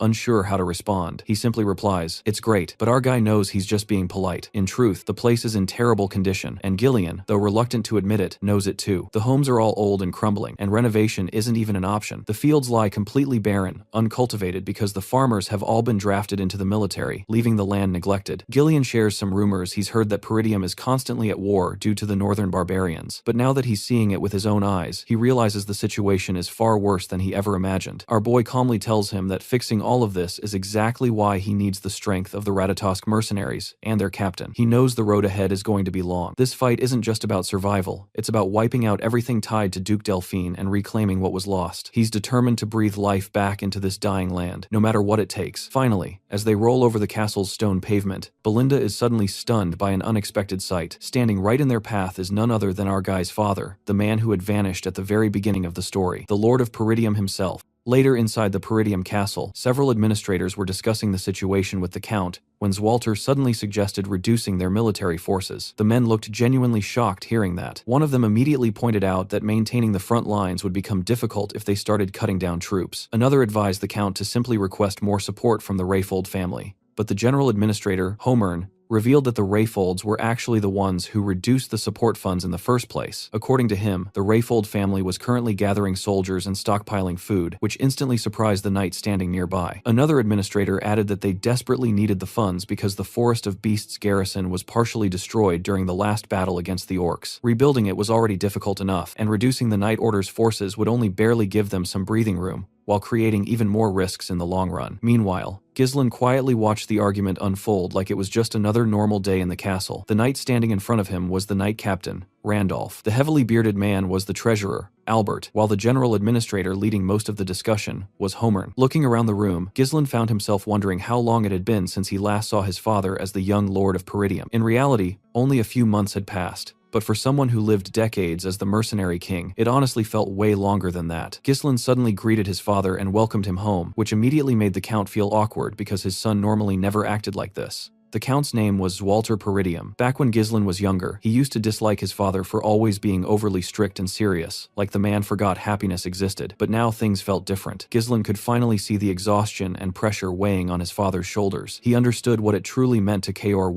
the responsibilities of ruling an entire territory. Zwalter calmly took a sip of tea and mentioned hearing that Ghislain left the castle for an entire week. Ghislain replied that he visited the Rayfold family, and his father immediately asked if he caused any trouble there. Without hesitation, our boy lied straight to his face and claimed he did not. Albert then turned toward Ghislain with a serious expression and mentioned hearing rumors that he defeated Cain in a duel and won money from it. Honestly, the man looked like he still couldn't believe that part. He straight up asked if Ghislain went to Rayfold just to gamble again. That instantly annoyed Ghislain because, in his mind, he did not go there to gamble. He went there to invest. He explained that he actually had business dealings with Amelia instead. Homern then reminded Ghislain that he needed to think carefully before acting, because one day he would inherit Peridium itself. Looking completely unbothered, Ghislain casually replied that he understood and told him not to worry about it. That answer only made Homern even more frustrated because it felt like the kid was politely ignoring every warning thrown at him. The Count eventually placed his teacup down and told everyone to stop arguing before mentioning that he heard Ghislain caused some good trouble during his trip. Ghislain looked confused hearing that. Zwalter then asked if it was true that he executed Jamal and Philip after they tried to sell Elena away. Ghislain was surprised his father was even talking about those worthless knights. Before he could answer properly, Randolph immediately stepped in and claimed it was impossible for Ghislain to kill both knights alone. According to him, the two probably fought each other first. The story got exaggerated afterward, and Ghislain only delivered the final blow at the end. Ghislain quickly realized why Randolph sounded irritated, despite the dead men being traitors. The real issue was the fact that knights died by Ghislain's hand, and the captain clearly didn't like that at all. Not wanting unnecessary trouble, Ghislain simply went along with Randolph's version of the story. Randolph then showed an arrogant smile and proudly declared that he knew it all along. Then, completely unexpectedly, the Count praised Ghislain for doing a good job. That single sentence genuinely shocked him. Zwalter explained that he did not care how his son dealt with those men. The important thing was that Elena survived safely. For Ghislain, this was actually the first compliment he had ever received from his father. After a brief pause, Ghislain told his father that he wanted to ask for permission regarding something. Zwalter looked surprised, but before Ghislain could continue, Homern immediately warned him to stop if he was about to ask for money again. Randolph instantly agreed and started reminding Ghislain about all the problems he caused in the past. With visible irritation on his face, the knight captain listed everything one by one. Ghislain apparently sold military provisions to get gambling money, set the front gate on fire just to grill an army horse, and even melted armor to forge some worthless legendary sword. Honestly, old Ghislain sounded like a walking disaster with noble status. Ghislain couldn't even argue back because, although he personally didn't remember doing those things, he knew the original owner of this body absolutely did. So instead, he calmly explained that he wasn't asking for money and only wanted permission. The Count then asked what exactly he needed permission for, and Ghislain confidently revealed that he wanted to pioneer the Forest of Beasts. The moment those words came out, everyone in the room froze in shock. The scene then shifts to our boy's room where Ghislain revealed that his father completely denied his request and even freaked out before yelling at him. Belinda honestly was not surprised at all hearing this. She told her master that this outcome was expected because the Forest of Beasts was literally filled with monsters. According to her, there was absolutely nothing to gain from going there, and risking everyone's lives just to deal with a bunch of nightmare creatures. Ghislaine then asked Jillian whether Belinda already explained the plan to him. Gillian confirmed that she did, and explained that Ghislaine planned to pioneer the Forest of Beasts using the funds he received from Amelia. He then reminded his master that the forest was basically known as a forest of death where nobody returned alive from. Because of that, almost nothing was known about the place, and people from every region avoided it like the plague. Its reputation was already infamous, even outside Peridium. With a small smile on his face, Ghislaine told Gillian that he was already fully aware of how dangerous the forest was. In fact, he admitted there was technically nothing to gain from entering it. Then he casually stood up and started walking toward the door, while telling Jillian that they needed to get moving already. Belinda immediately reminded him that the Count never gave him permission to proceed with this plan, and asked if he seriously intended to continue anyway. Ghislaine turned around and calmly explained that he never actually needed his father's permission in the first place. He only asked out of courtesy. According to him, this was something he absolutely had to do. Belinda still could not understand why her master was being so stubborn about this forest, and finally asked him directly what exactly was hidden there that made him so obsessed with it. Ghislaine simply told her that he would explain later, because revealing it now would become a massive headache if word spread around. The truth was that if he successfully pioneered the Forest of Beasts, the profits would be insane. Near the forest entrance, there was a massive runestone vein buried underground. When ore became infused with mana, it created runestones,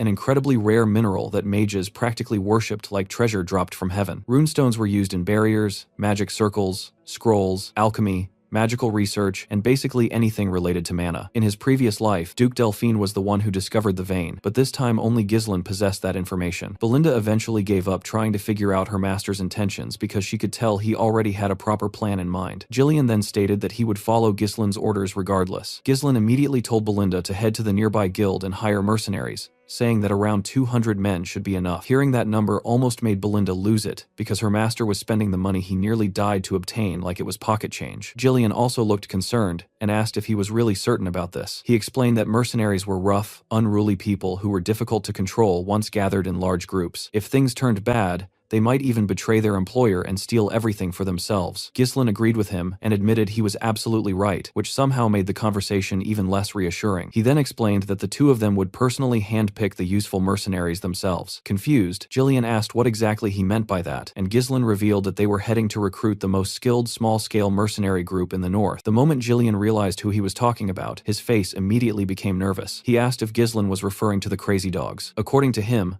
the group was undeniably skilled, but they were also infamous for betraying employers. The second thing started going badly. The Crazy Dogs were better known as the Cerberus mercenaries. With a confident grin on his face, Ghislaine told Gillian that it was time for them to go put a leash on those crazy dogs. The scene then shifts as Jillian guided his master's horse while the two of them walked up a hill toward the outskirts of the Zimbar territory where the Cerberus mercenaries were stationed. One of the mercenaries spotted Ghislaine and Gillian approaching from afar through a monocular and immediately informed the others that their visitors had arrived. Another mercenary laughed after hearing this and referred to Ghislaine as some poor soul who had no idea what he was walking into. But after taking another closer look through the spyglass, the man realized Ghislaine was actually a noble, and suddenly the entire thing started looking like free money to him. Unfortunately for him, while he was busy staring through the monocular, someone suddenly grabbed him by the head. The man screamed in pain so loudly that the entire camp turned toward him in shock. Jillian was the one holding him, casually lifting the guy with one hand like he weighed absolutely nothing. The mercenary cursed at him and demanded to know what the hell he was doing, but Jillian simply threw him with so much force that the upper half of his body got buried straight into the sand. The mercenaries instantly got angry, seeing their comrade folded into the ground like a broken tent pole, and began yelling at Jillian,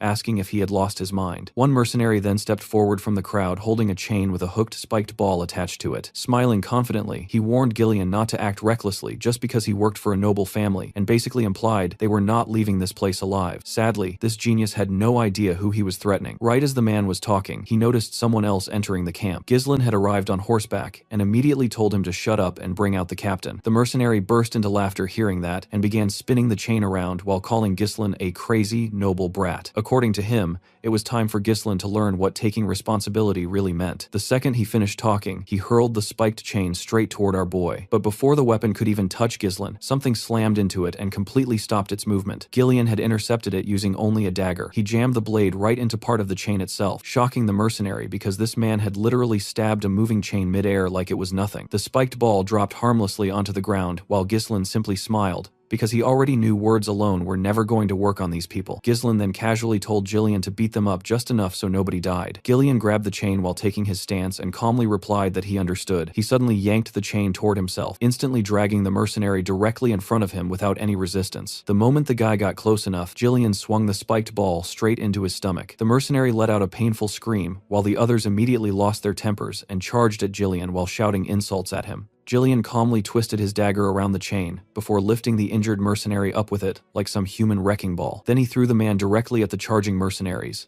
sending them crashing sideways in a pile. The remaining mercenaries froze after seeing that display, and when Jillian slowly turned toward them and glared, the men genuinely looked terrified. One look from him was enough to make the camp atmosphere go from rough mercenary group to everyone suddenly reconsidering their life choices. Ghislain then climbed down from his horse and casually asked how long they planned on making him wait. He told them to go bring their captain already. The moment he finished speaking, another voice suddenly entered the scene saying that he had simply been sleeping and wanted to know what all the noise was about. The mercenaries instantly moved aside and lined themselves up properly the moment they saw the newcomer. The red-haired man then introduced himself as Kaor, the captain of the Cerberus mercenaries, and asked why they were looking for him. Ghislain honestly thought that was a dumb question because there was only one reason people searched for mercenary groups in the first place. He explained that he came to entrust them with a request. Kaor looked surprised hearing this and immediately questioned why a client would beat up his subordinates first before introducing himself. He even commented that nobles were supposed to know basic manners. Ghislain simply smiled and told him that this was his own style of greeting. According to him, it was also the best way to properly tame them. Kaor laughed after hearing that and admitted he could not even imagine what would happen if Ghislain greeted them twice. Then he finally agreed to hear the request first. The scene then shifts to Kaor's tent, where everyone had gathered around while Ghislain sat across the table from the captain himself. Kaor asked him to finally explain what kind of request he came here for, and Ghislain straightforwardly revealed that he wanted to hire the Cerberus mercenaries to pioneer the forest of beasts. The mercenaries standing behind Kaor instantly looked shocked hearing that because they knew exactly what kind of hellhole that forest was. It was located near the Peridium territory and was infamous for swallowing people alive without leaving traces behind. Kaor smiled after hearing the request and asked Ghislain what kind of person he had to be to willingly disturb a forest filled with monsters like that. Ghislain then calmly introduced himself as the young lord of Peridium. The second Kaor and his men heard that,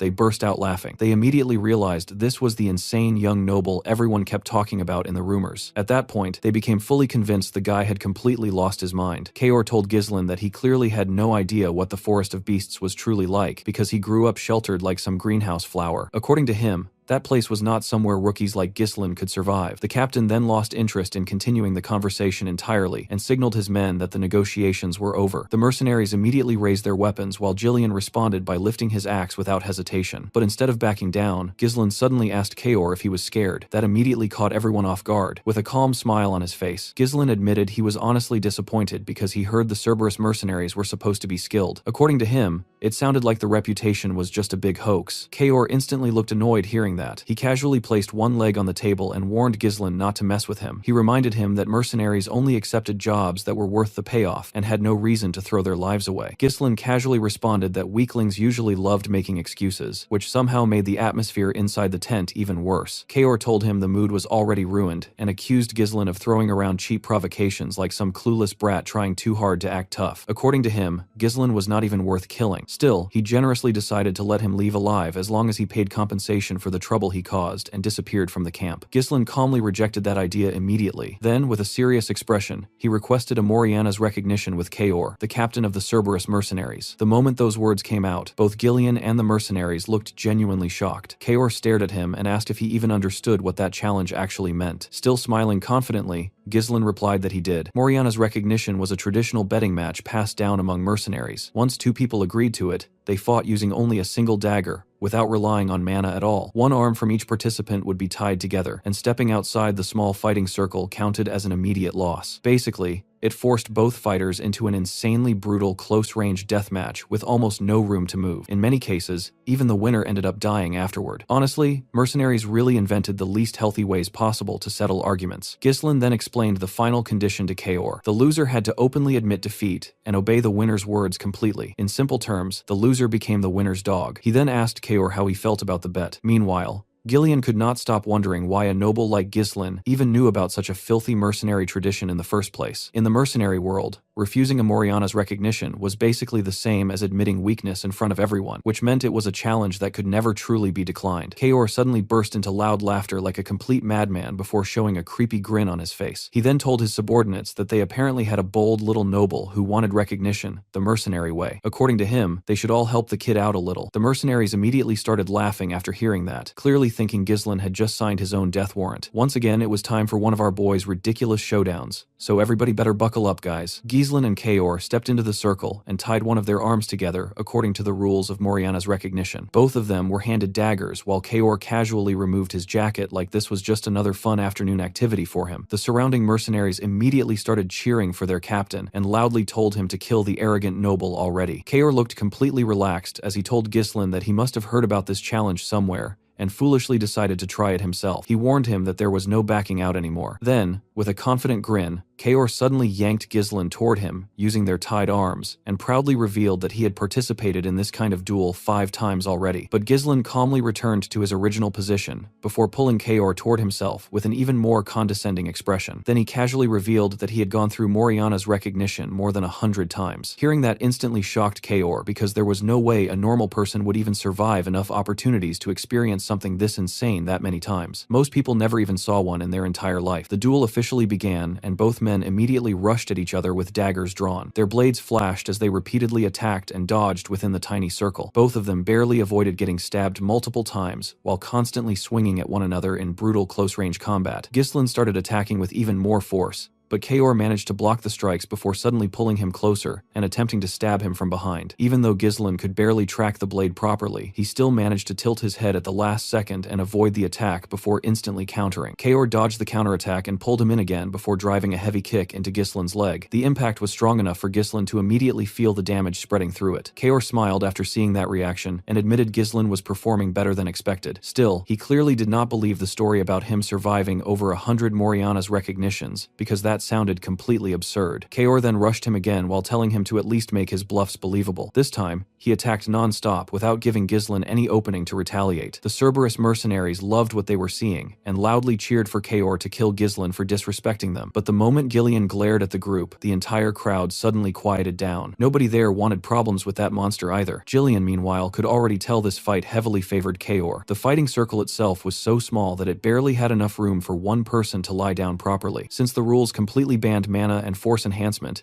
everything depended purely on physical ability. On top of that, Kaor had the advantage in size and strength, while the tied arms severely limited movement. Ghislain could barely dodge or properly block attacks, while Kaor constantly controlled the pace of the fight. Realizing how dangerous things were becoming, Gillian slowly rested his hand on his axe and prepared himself to interfere if the situation became truly bad. During the clash, Kaor suddenly grabbed Ghislain's arm and forced him down before swinging the dagger toward him. Ghislain barely managed to jump aside to avoid the strike and landed on the opposite side of the circle. But the moment he landed, he noticed pain surging through his leg. The injury came from the earlier kick he blocked from Kaor. Since mana protection was forbidden, every hit directly damaged the body, and the accumulated pain only kept getting worse over time. Kaor immediately noticed the change in Ghislain's expression and grinned widely. He mocked him for looking pale and asked if he had already reached his limit. Then he started attacking even more aggressively. To Kaor, Ghislain looked pathetic, struggling against his raw strength, though he still admitted internally that the young lord had more guts than most nobles he had met before. Even so, Kaor remained convinced that Ghislain lacked real skill. In his eyes, he had already figured out Ghislain's strategy completely. He believed Ghislain was trying to deflect dagger strikes with his weapon, while intentionally absorbing less dangerous hits with his own body to minimize fatal damage. But Moriana's recognition was a fight without mana, meaning every injury stacked endlessly until the body eventually gave out. Kaor could already tell Ghislain was beginning to feel the pressure building in his legs, and the strain was clearly showing on his face. Seeing that only made the mercenary smile even wider because, for someone like him, watching his opponent slowly struggle for survival was the most entertaining part of the entire fight. Kaor suddenly spun his dagger and rushed straight at Ghislain again. Our boy barely managed to block the strike before Kaor instantly closed the distance and slashed toward his head. Ghislain bent low to dodge it and immediately tried counterattacking from below, but Kaor blocked that too before dragging their tied arms sideways and pinning him down. Then he slammed another kick into Ghislain using the same injured leg from earlier. The pain instantly shot through our boy's body, and the expression on his face made it obvious the damage was stacking up badly. Seeing that reaction, Kaor became convinced the fight was already over. He raised his dagger and straight up told Ghislain to die already, while his mercenaries exploded in excitement watching the scene. Even Gillian finally pulled out his axe because he was fully prepared to rescue his master if things got worse. But then Ghislain smiled. At the exact exact moment Kaor brought the dagger down, Ghislain suddenly lowered himself even further and dodged from an angle that honestly looked impossible. Kaor was completely caught off guard by the movement. Ghislain instantly pushed himself sideways and sliced Kaor near the ribs. The captain looked genuinely shocked, while both the mercenaries and Gillian stared in disbelief after seeing their boss get wounded. Kaor immediately charged back in anger, but Ghislain smoothly lowered his body again and carved another cut across the captain's chest while moving underneath him. The mercenaries could not believe their captain got hit twice in a row after dominating the fight earlier through sheer strength. They loudly told Kaor to stop messing around and show the noble what a real mercenary was made of. Meanwhile, Gillian was finally beginning to understand what Ghislain was doing. Kaor then swung his dagger at Ghislain's head again, but Ghislain dodged low once more before suddenly driving his shoulder directly into Kaor's face as he rose back up. Then, while still gripping the dagger tightly, he landed several punches on the captain before twisting the blade and stabbing Kaor through the forearm. Shockingly, Kaor did not even scream. The guy just got angrier and attacked even more fiercely. But now Ghislain was dodging his attacks far more easily. Kaor could not understand what had changed, because only moments earlier, the kid was struggling to survive against his strength. Kaor kept overpowering his opponent through brute force,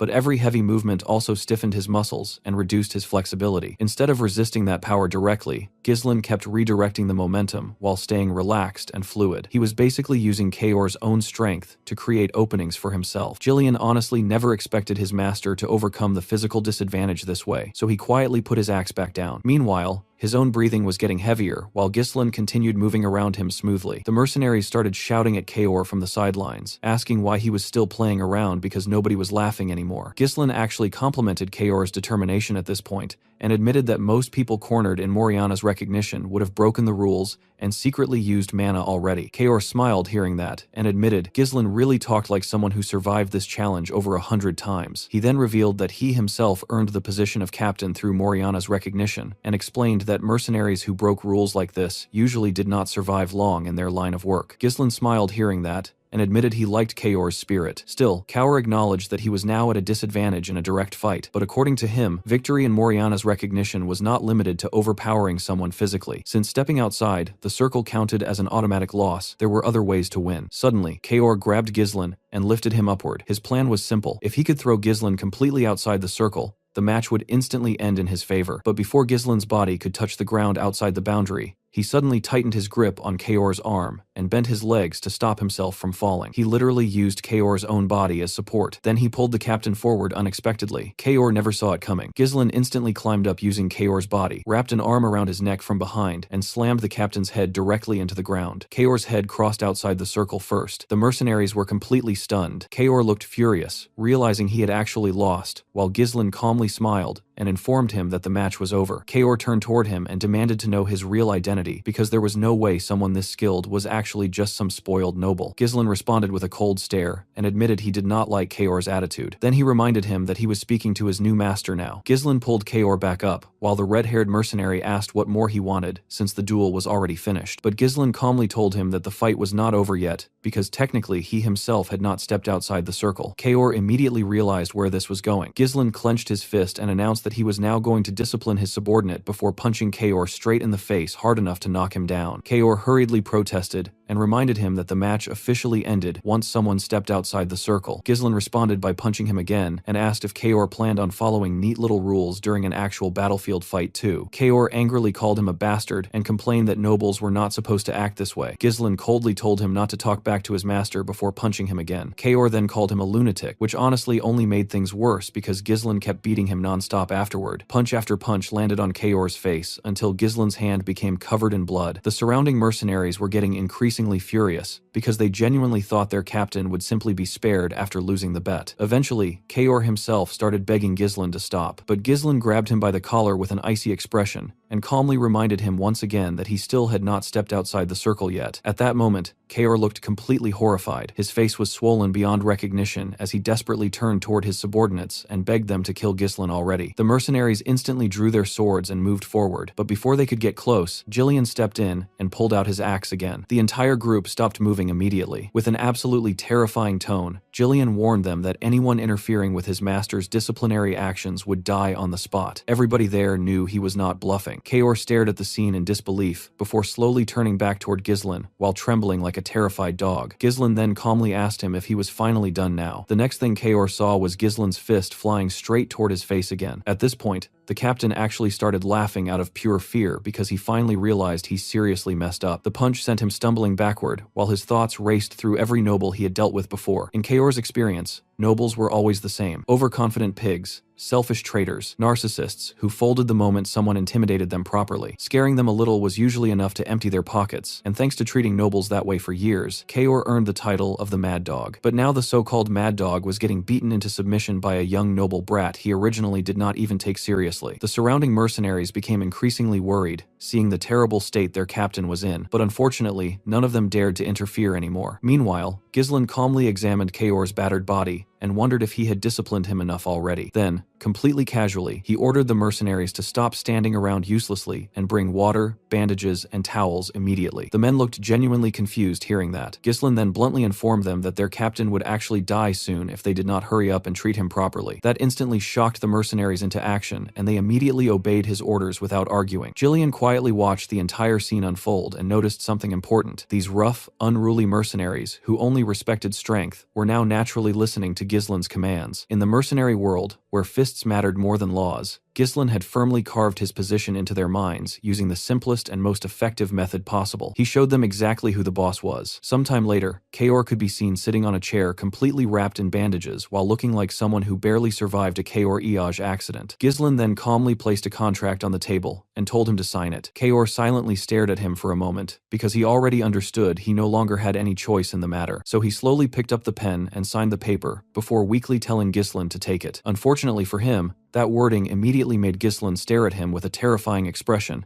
and ask him to repeat what he just said. Kaor instantly became nervous again. With a shaky voice, he corrected himself and properly told Ghislain that he looked forward to working with him from now on. Only then did Ghislain finally grab his hand. Honestly, Kaor looked more scared during the handshake than during half the fight itself. Ghislain then smiled and told him that they were family now, and that he also looked forward to working together. A few days later, the scene shifts to the outskirts of the Peridium territory, where a large group of mercenaries had gathered early in the morning. One of the men yawned while asking if anyone even knew why they were called there this early. A bald mercenary Kaor yielding a shield revealed that he heard rumors their employer was actually the young Lord of Peridium himself. Hearing that instantly surprised the others. One mercenary scoffed and called Ghislain nothing more than a brat who probably had no idea how to properly handle mercenaries. According to him, this job might end up being incredibly easy. Right then, a huge shirtless man suddenly clapped his hands loudly to grab everyone's attention. The massive guy declared that the group needed a representative to deal with their bratty employer properly. The other mercenaries instantly recognized him and called him Gordon the Muscle. Smiling proudly, Gordon confirmed that was indeed him. He then complimented the mercenaries for their admirable discussion about how to earn rewards without working too hard. Honestly, the man sounded weirdly inspirational while talking about laziness. Gordon explained that if they truly wanted good results, they needed to unite their voices together instead of acting individually. The mercenaries quickly agreed because one of them remembered a previous job where a single idiot made unreasonable demands and ruined everything for everybody. The bald mercenary then asked Gordon what exactly he planned to do. Gordon casually opened a bag filled with coins and explained that, as the group representative, he would personally pressure their employer into giving them better conditions.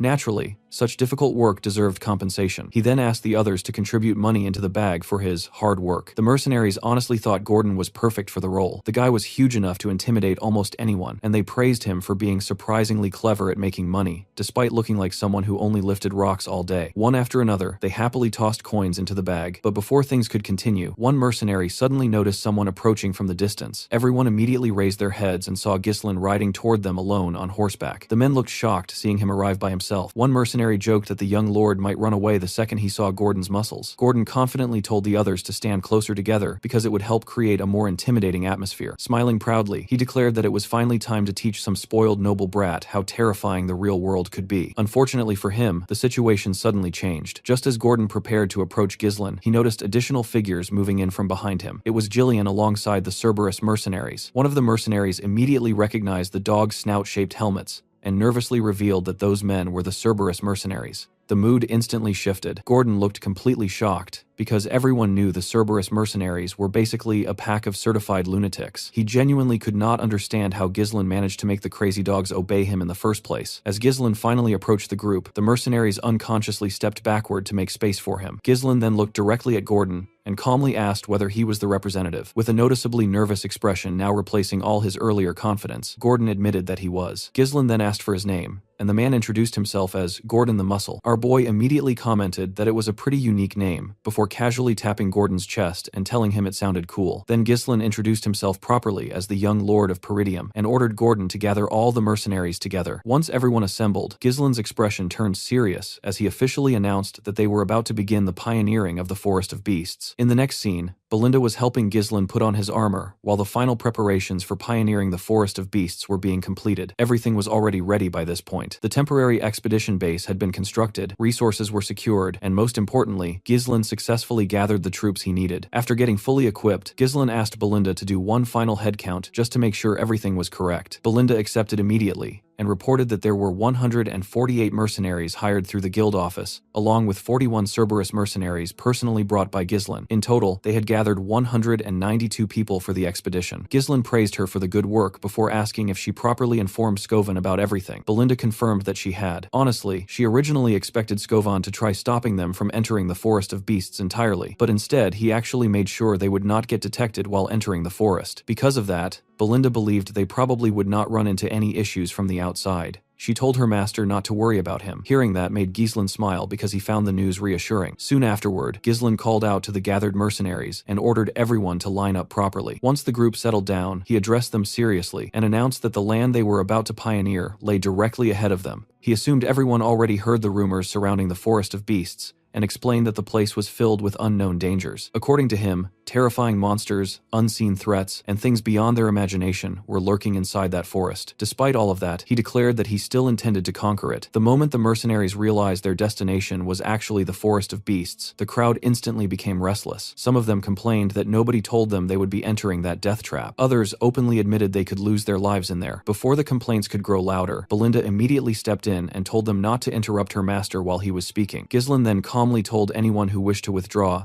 that they could leave right now without consequences. But right after that, he casually dropped another bombshell by promising to pay everyone 3 times their current wages if the mission succeeded. That instantly shocked the mercenaries. The offer was honestly tempting enough to make people forget common sense for a second. Even Belinda quickly moved beside Ghislain and whispered to him, asking why he was suddenly spouting nonsense like that. She reminded him they already burned through nearly all their funds during the preparations alone. Ghislain calmly explained that this was simply how you boost morale properly. The truth was that he already knew the mission would eventually make enough money to pay everyone several times over, while still leaving plenty behind for himself. Then he turned toward Belinda and asked if she trusted him. Belinda sighed and admitted she really did not have much choice besides trusting him at this point. Nearby, Kaor quietly commented to Jillian that their master had to be insane for offering triple pay like that. He honestly could not understand how Ghislain planned to fulfill such a ridiculous promise. Still, he admitted the young lord definitely had guts. Jillian calmly replied that Ghislain was the kind of man who always had a plan prepared. Finally, Ghislain officially referred to the gathered troops as the Forest of Beasts expedition team and gave the order for everyone to move out. Sometime later, the expedition team could be seen deep inside the Forest of Beasts, cutting down trees to clear a path forward. Everyone was busy working, and surprisingly, even Ghislain himself was helping with the labor, instead of standing around giving orders like a typical noble. After chopping down another tree in front of him, Ghislain looked upward in relief after noticing the forest had opened up a little, and sunlight was finally starting to pass through the thick canopy. He immediately raised his hand and ordered the men to continue clearing the path in the direction he pointed toward. The trees were to be cut down, chopped into logs, and loaded onto Kaor's carriage. Those without direct tasks were instructed to dig around the stumps so uprooting the trees would become easier. According to the Forest of Beasts development journal that Ghislain obtained during his previous life, this forest was absurdly massive. Eventually, humanity would drive away the monsters and fully exploit all the resources hidden inside it. But right now, Ghislain only cared about one thing: money. He needed to ignore everything else and secure the fastest route toward the runestone vein, because the wealth gained from this expedition would become a huge advantage in stopping the conspiracy surrounding Peridium. Meanwhile, Kaor found it strange that their employer was personally helping with physical labor. One mercenary claimed Ghislain was simply trying trying to show off noble dignity, while another man wearing a helmet argued that the young lord was obviously pretending and would probably give up soon enough. Before the gossip could continue, Belinda immediately told the mercenaries to stop chattering and get back to work. The men quickly returned to cutting trees, while Belinda moved closer to Ghislain, looking annoyed. She reminded him that he went through so much effort to hire all these mercenaries in the first place, so she did not understand why he was personally doing labor alongside them. According to her, the men were starting to take him lightly because he was working at the same level as everyone else. Ghislain simply replied that it did not matter. More hands meant faster progress, and he believed nothing good would happen if they stayed inside this forest for too long. Belinda eventually accepted the explanation, though she pointed out that he talked like someone who already knew exactly what was waiting ahead of them. Nearby, Kaor watched Ghislain and Belinda talking, and could not help smiling bitterly. He honestly found it ridiculous that his employer had a woman worrying about him while he himself had somehow become the noble's dog and was now voluntarily marching straight into hell with his own feet. The moment Gillian heard that, he smacked Kaor with a log. Kaor immediately shouted back and asked whether Gillian was trying to start a fight, while Ghislain and Belinda glanced toward the commotion. So far, however, everything was proceeding smoothly. Back in his previous life, Ghislain learned that after Duke Delphine conquered the kingdom and established a new dynasty, the duchy eventually launched a massive development project inside the Forest of Beasts. Although Ghislain never discovered why the Duke specifically chose this dangerous place, he did manage to obtain a development journal containing important information about resource locations and monster ecosystems. Thanks to that journal, he was able to enter the forest somewhat prepared. Meanwhile, one mercenary started wondering why Ghislain brought hundreds of oil lamps with them, because normal torches would have been far cheaper if they only needed light during the night. Despite the expedition progressing without issues, Ghislain actually felt uneasy. Everything he knew about this place came from records and journals. He had never personally experienced these events himself. Because of that, he repeatedly warned the men not to lower their guard as they continued moving deeper into the forest. As the mercenaries kept cutting trees, one of them suddenly noticed the surroundings becoming strangely dark and wondered if night had already arrived. Another mercenary pointed out that they still had not encountered even a single monster, despite all the terrifying stories surrounding the forest. The man beside him agreed, saying the place honestly did not seem as dangerous as everyone claimed. Then one bald mercenary confidently declared that the rumors were probably fake from the start. According to him, the expedition would have been easy, even if Gordon had done absolutely nothing. Right after saying that, suddenly Gordon noticed something strange. He reminded everyone they already cut countless trees behind them. The mercenaries agreed and said they definitely cleared the path earlier. Gordon slowly turned around and asked why the road was blocked again. Right in front of him stood a massive sky-touching tree. The mercenaries froze after seeing the giant tree appear out of nowhere. Ghislain immediately called out to everyone and ordered them to stay alert. The troops quickly grabbed their weapons and prepared themselves. The mercenaries who mocked the forest earlier started panicking instantly. They could already feel the atmosphere becoming heavier around them. Ghislain warned Gordon that he would die if he stayed there. He ordered him to slowly walk back toward the group. Gordon nervously accepted the order and started moving backward carefully. But the log he carried suddenly hit another tree behind him. The huge man instantly lost balance and fell onto the ground. The mercenaries quickly took defensive stances and called him an idiot. Gordon hurriedly turned around, expecting an attack to happen, but strangely, nothing happened at all. The mercenaries became confused after seeing the quiet surroundings again. The bald mercenary suddenly started laughing and mocked Ghislain again. He claimed their employer simply scared too easily over nothing important. According to him, the scenery only looked confusing because every tree looked similar. He declared the Forest of Beasts was just an overrated, dense forest. Ghislain seriously warned the man to move closer if he valued his life. The bald mercenary became annoyed hearing another warning from him. He accused Ghislain of creating fake tension to intimidate everybody. The moment he finished speaking, vines suddenly wrapped around his waist. Before the man could even scream properly, the vines dragged him upward instantly. At the top of the giant tree was a horrifying mouth filled with teeth. The monster swallowed the bald mercenary whole and crushed him brutally inside its jaws. The mercenaries stared at the scene, completely horrified by what they just witnessed. The terrifying thing about the monster was its complete lack of presence. There was no killing intent and absolutely no warning signs beforehand. People only noticed the creature after already becoming its victim. The giant tree then slowly opened a massive eye and glared directly toward Ghislain. Ghislain immediately recognized the monster as a Deerus Ent. Suddenly, several more Deerus Ents emerged around the entire area. The monsters completely surrounded the expedition team from every direction. Gordon and the other mercenaries instantly lost their composure and started panicking badly. Many of them tried running away while screaming they would all get eaten alive. But before anyone could escape, the monsters launched countless vines toward them. Several mercenaries got caught and thrown directly into the monsters' mouths. The Deerus Ents swallowed them whole without hesitation. Fortunately, Gordon managed to grab a nearby tree before getting dragged away. He desperately screamed for someone to save him. One mercenary rushed toward Gordon while carrying an axe. The man told Gordon to hold on on tightly before attacking the vine. But the moment his axe hit the vine, something terrifying happened. Instead of cutting through the vine, his own axe slowly started cracking apart. The mercenary stared at his broken weapon in complete disbelief. While he remained distracted, the monster suddenly pulled Gordon upward again. The huge man screamed in terror while getting dragged toward the giant mouth. But before the dirus ent could swallow him, Ghislain suddenly appeared above it. He covered his sword with mana and cut through the vine instantly. While still airborne, he slashed directly into the monster's giant eye. Blood exploded everywhere from the injured eye. The mercenaries looked shocked after seeing Ghislain damage the creature successfully. They immediately assumed the monster's eye was its weakness. Ghislain took a deep breath and screamed loudly at everybody around him. He ordered the mercenaries to pull themselves together immediately. The mercenaries became shocked hearing their employer's commanding voice. Ghislain explained that spreading apart would only make them easier targets. He ordered everybody to raise their shields and form a tight formation. He wanted them defending together so nobody got grabbed by the vines. The mercenaries quickly obeyed his orders and moved into formation.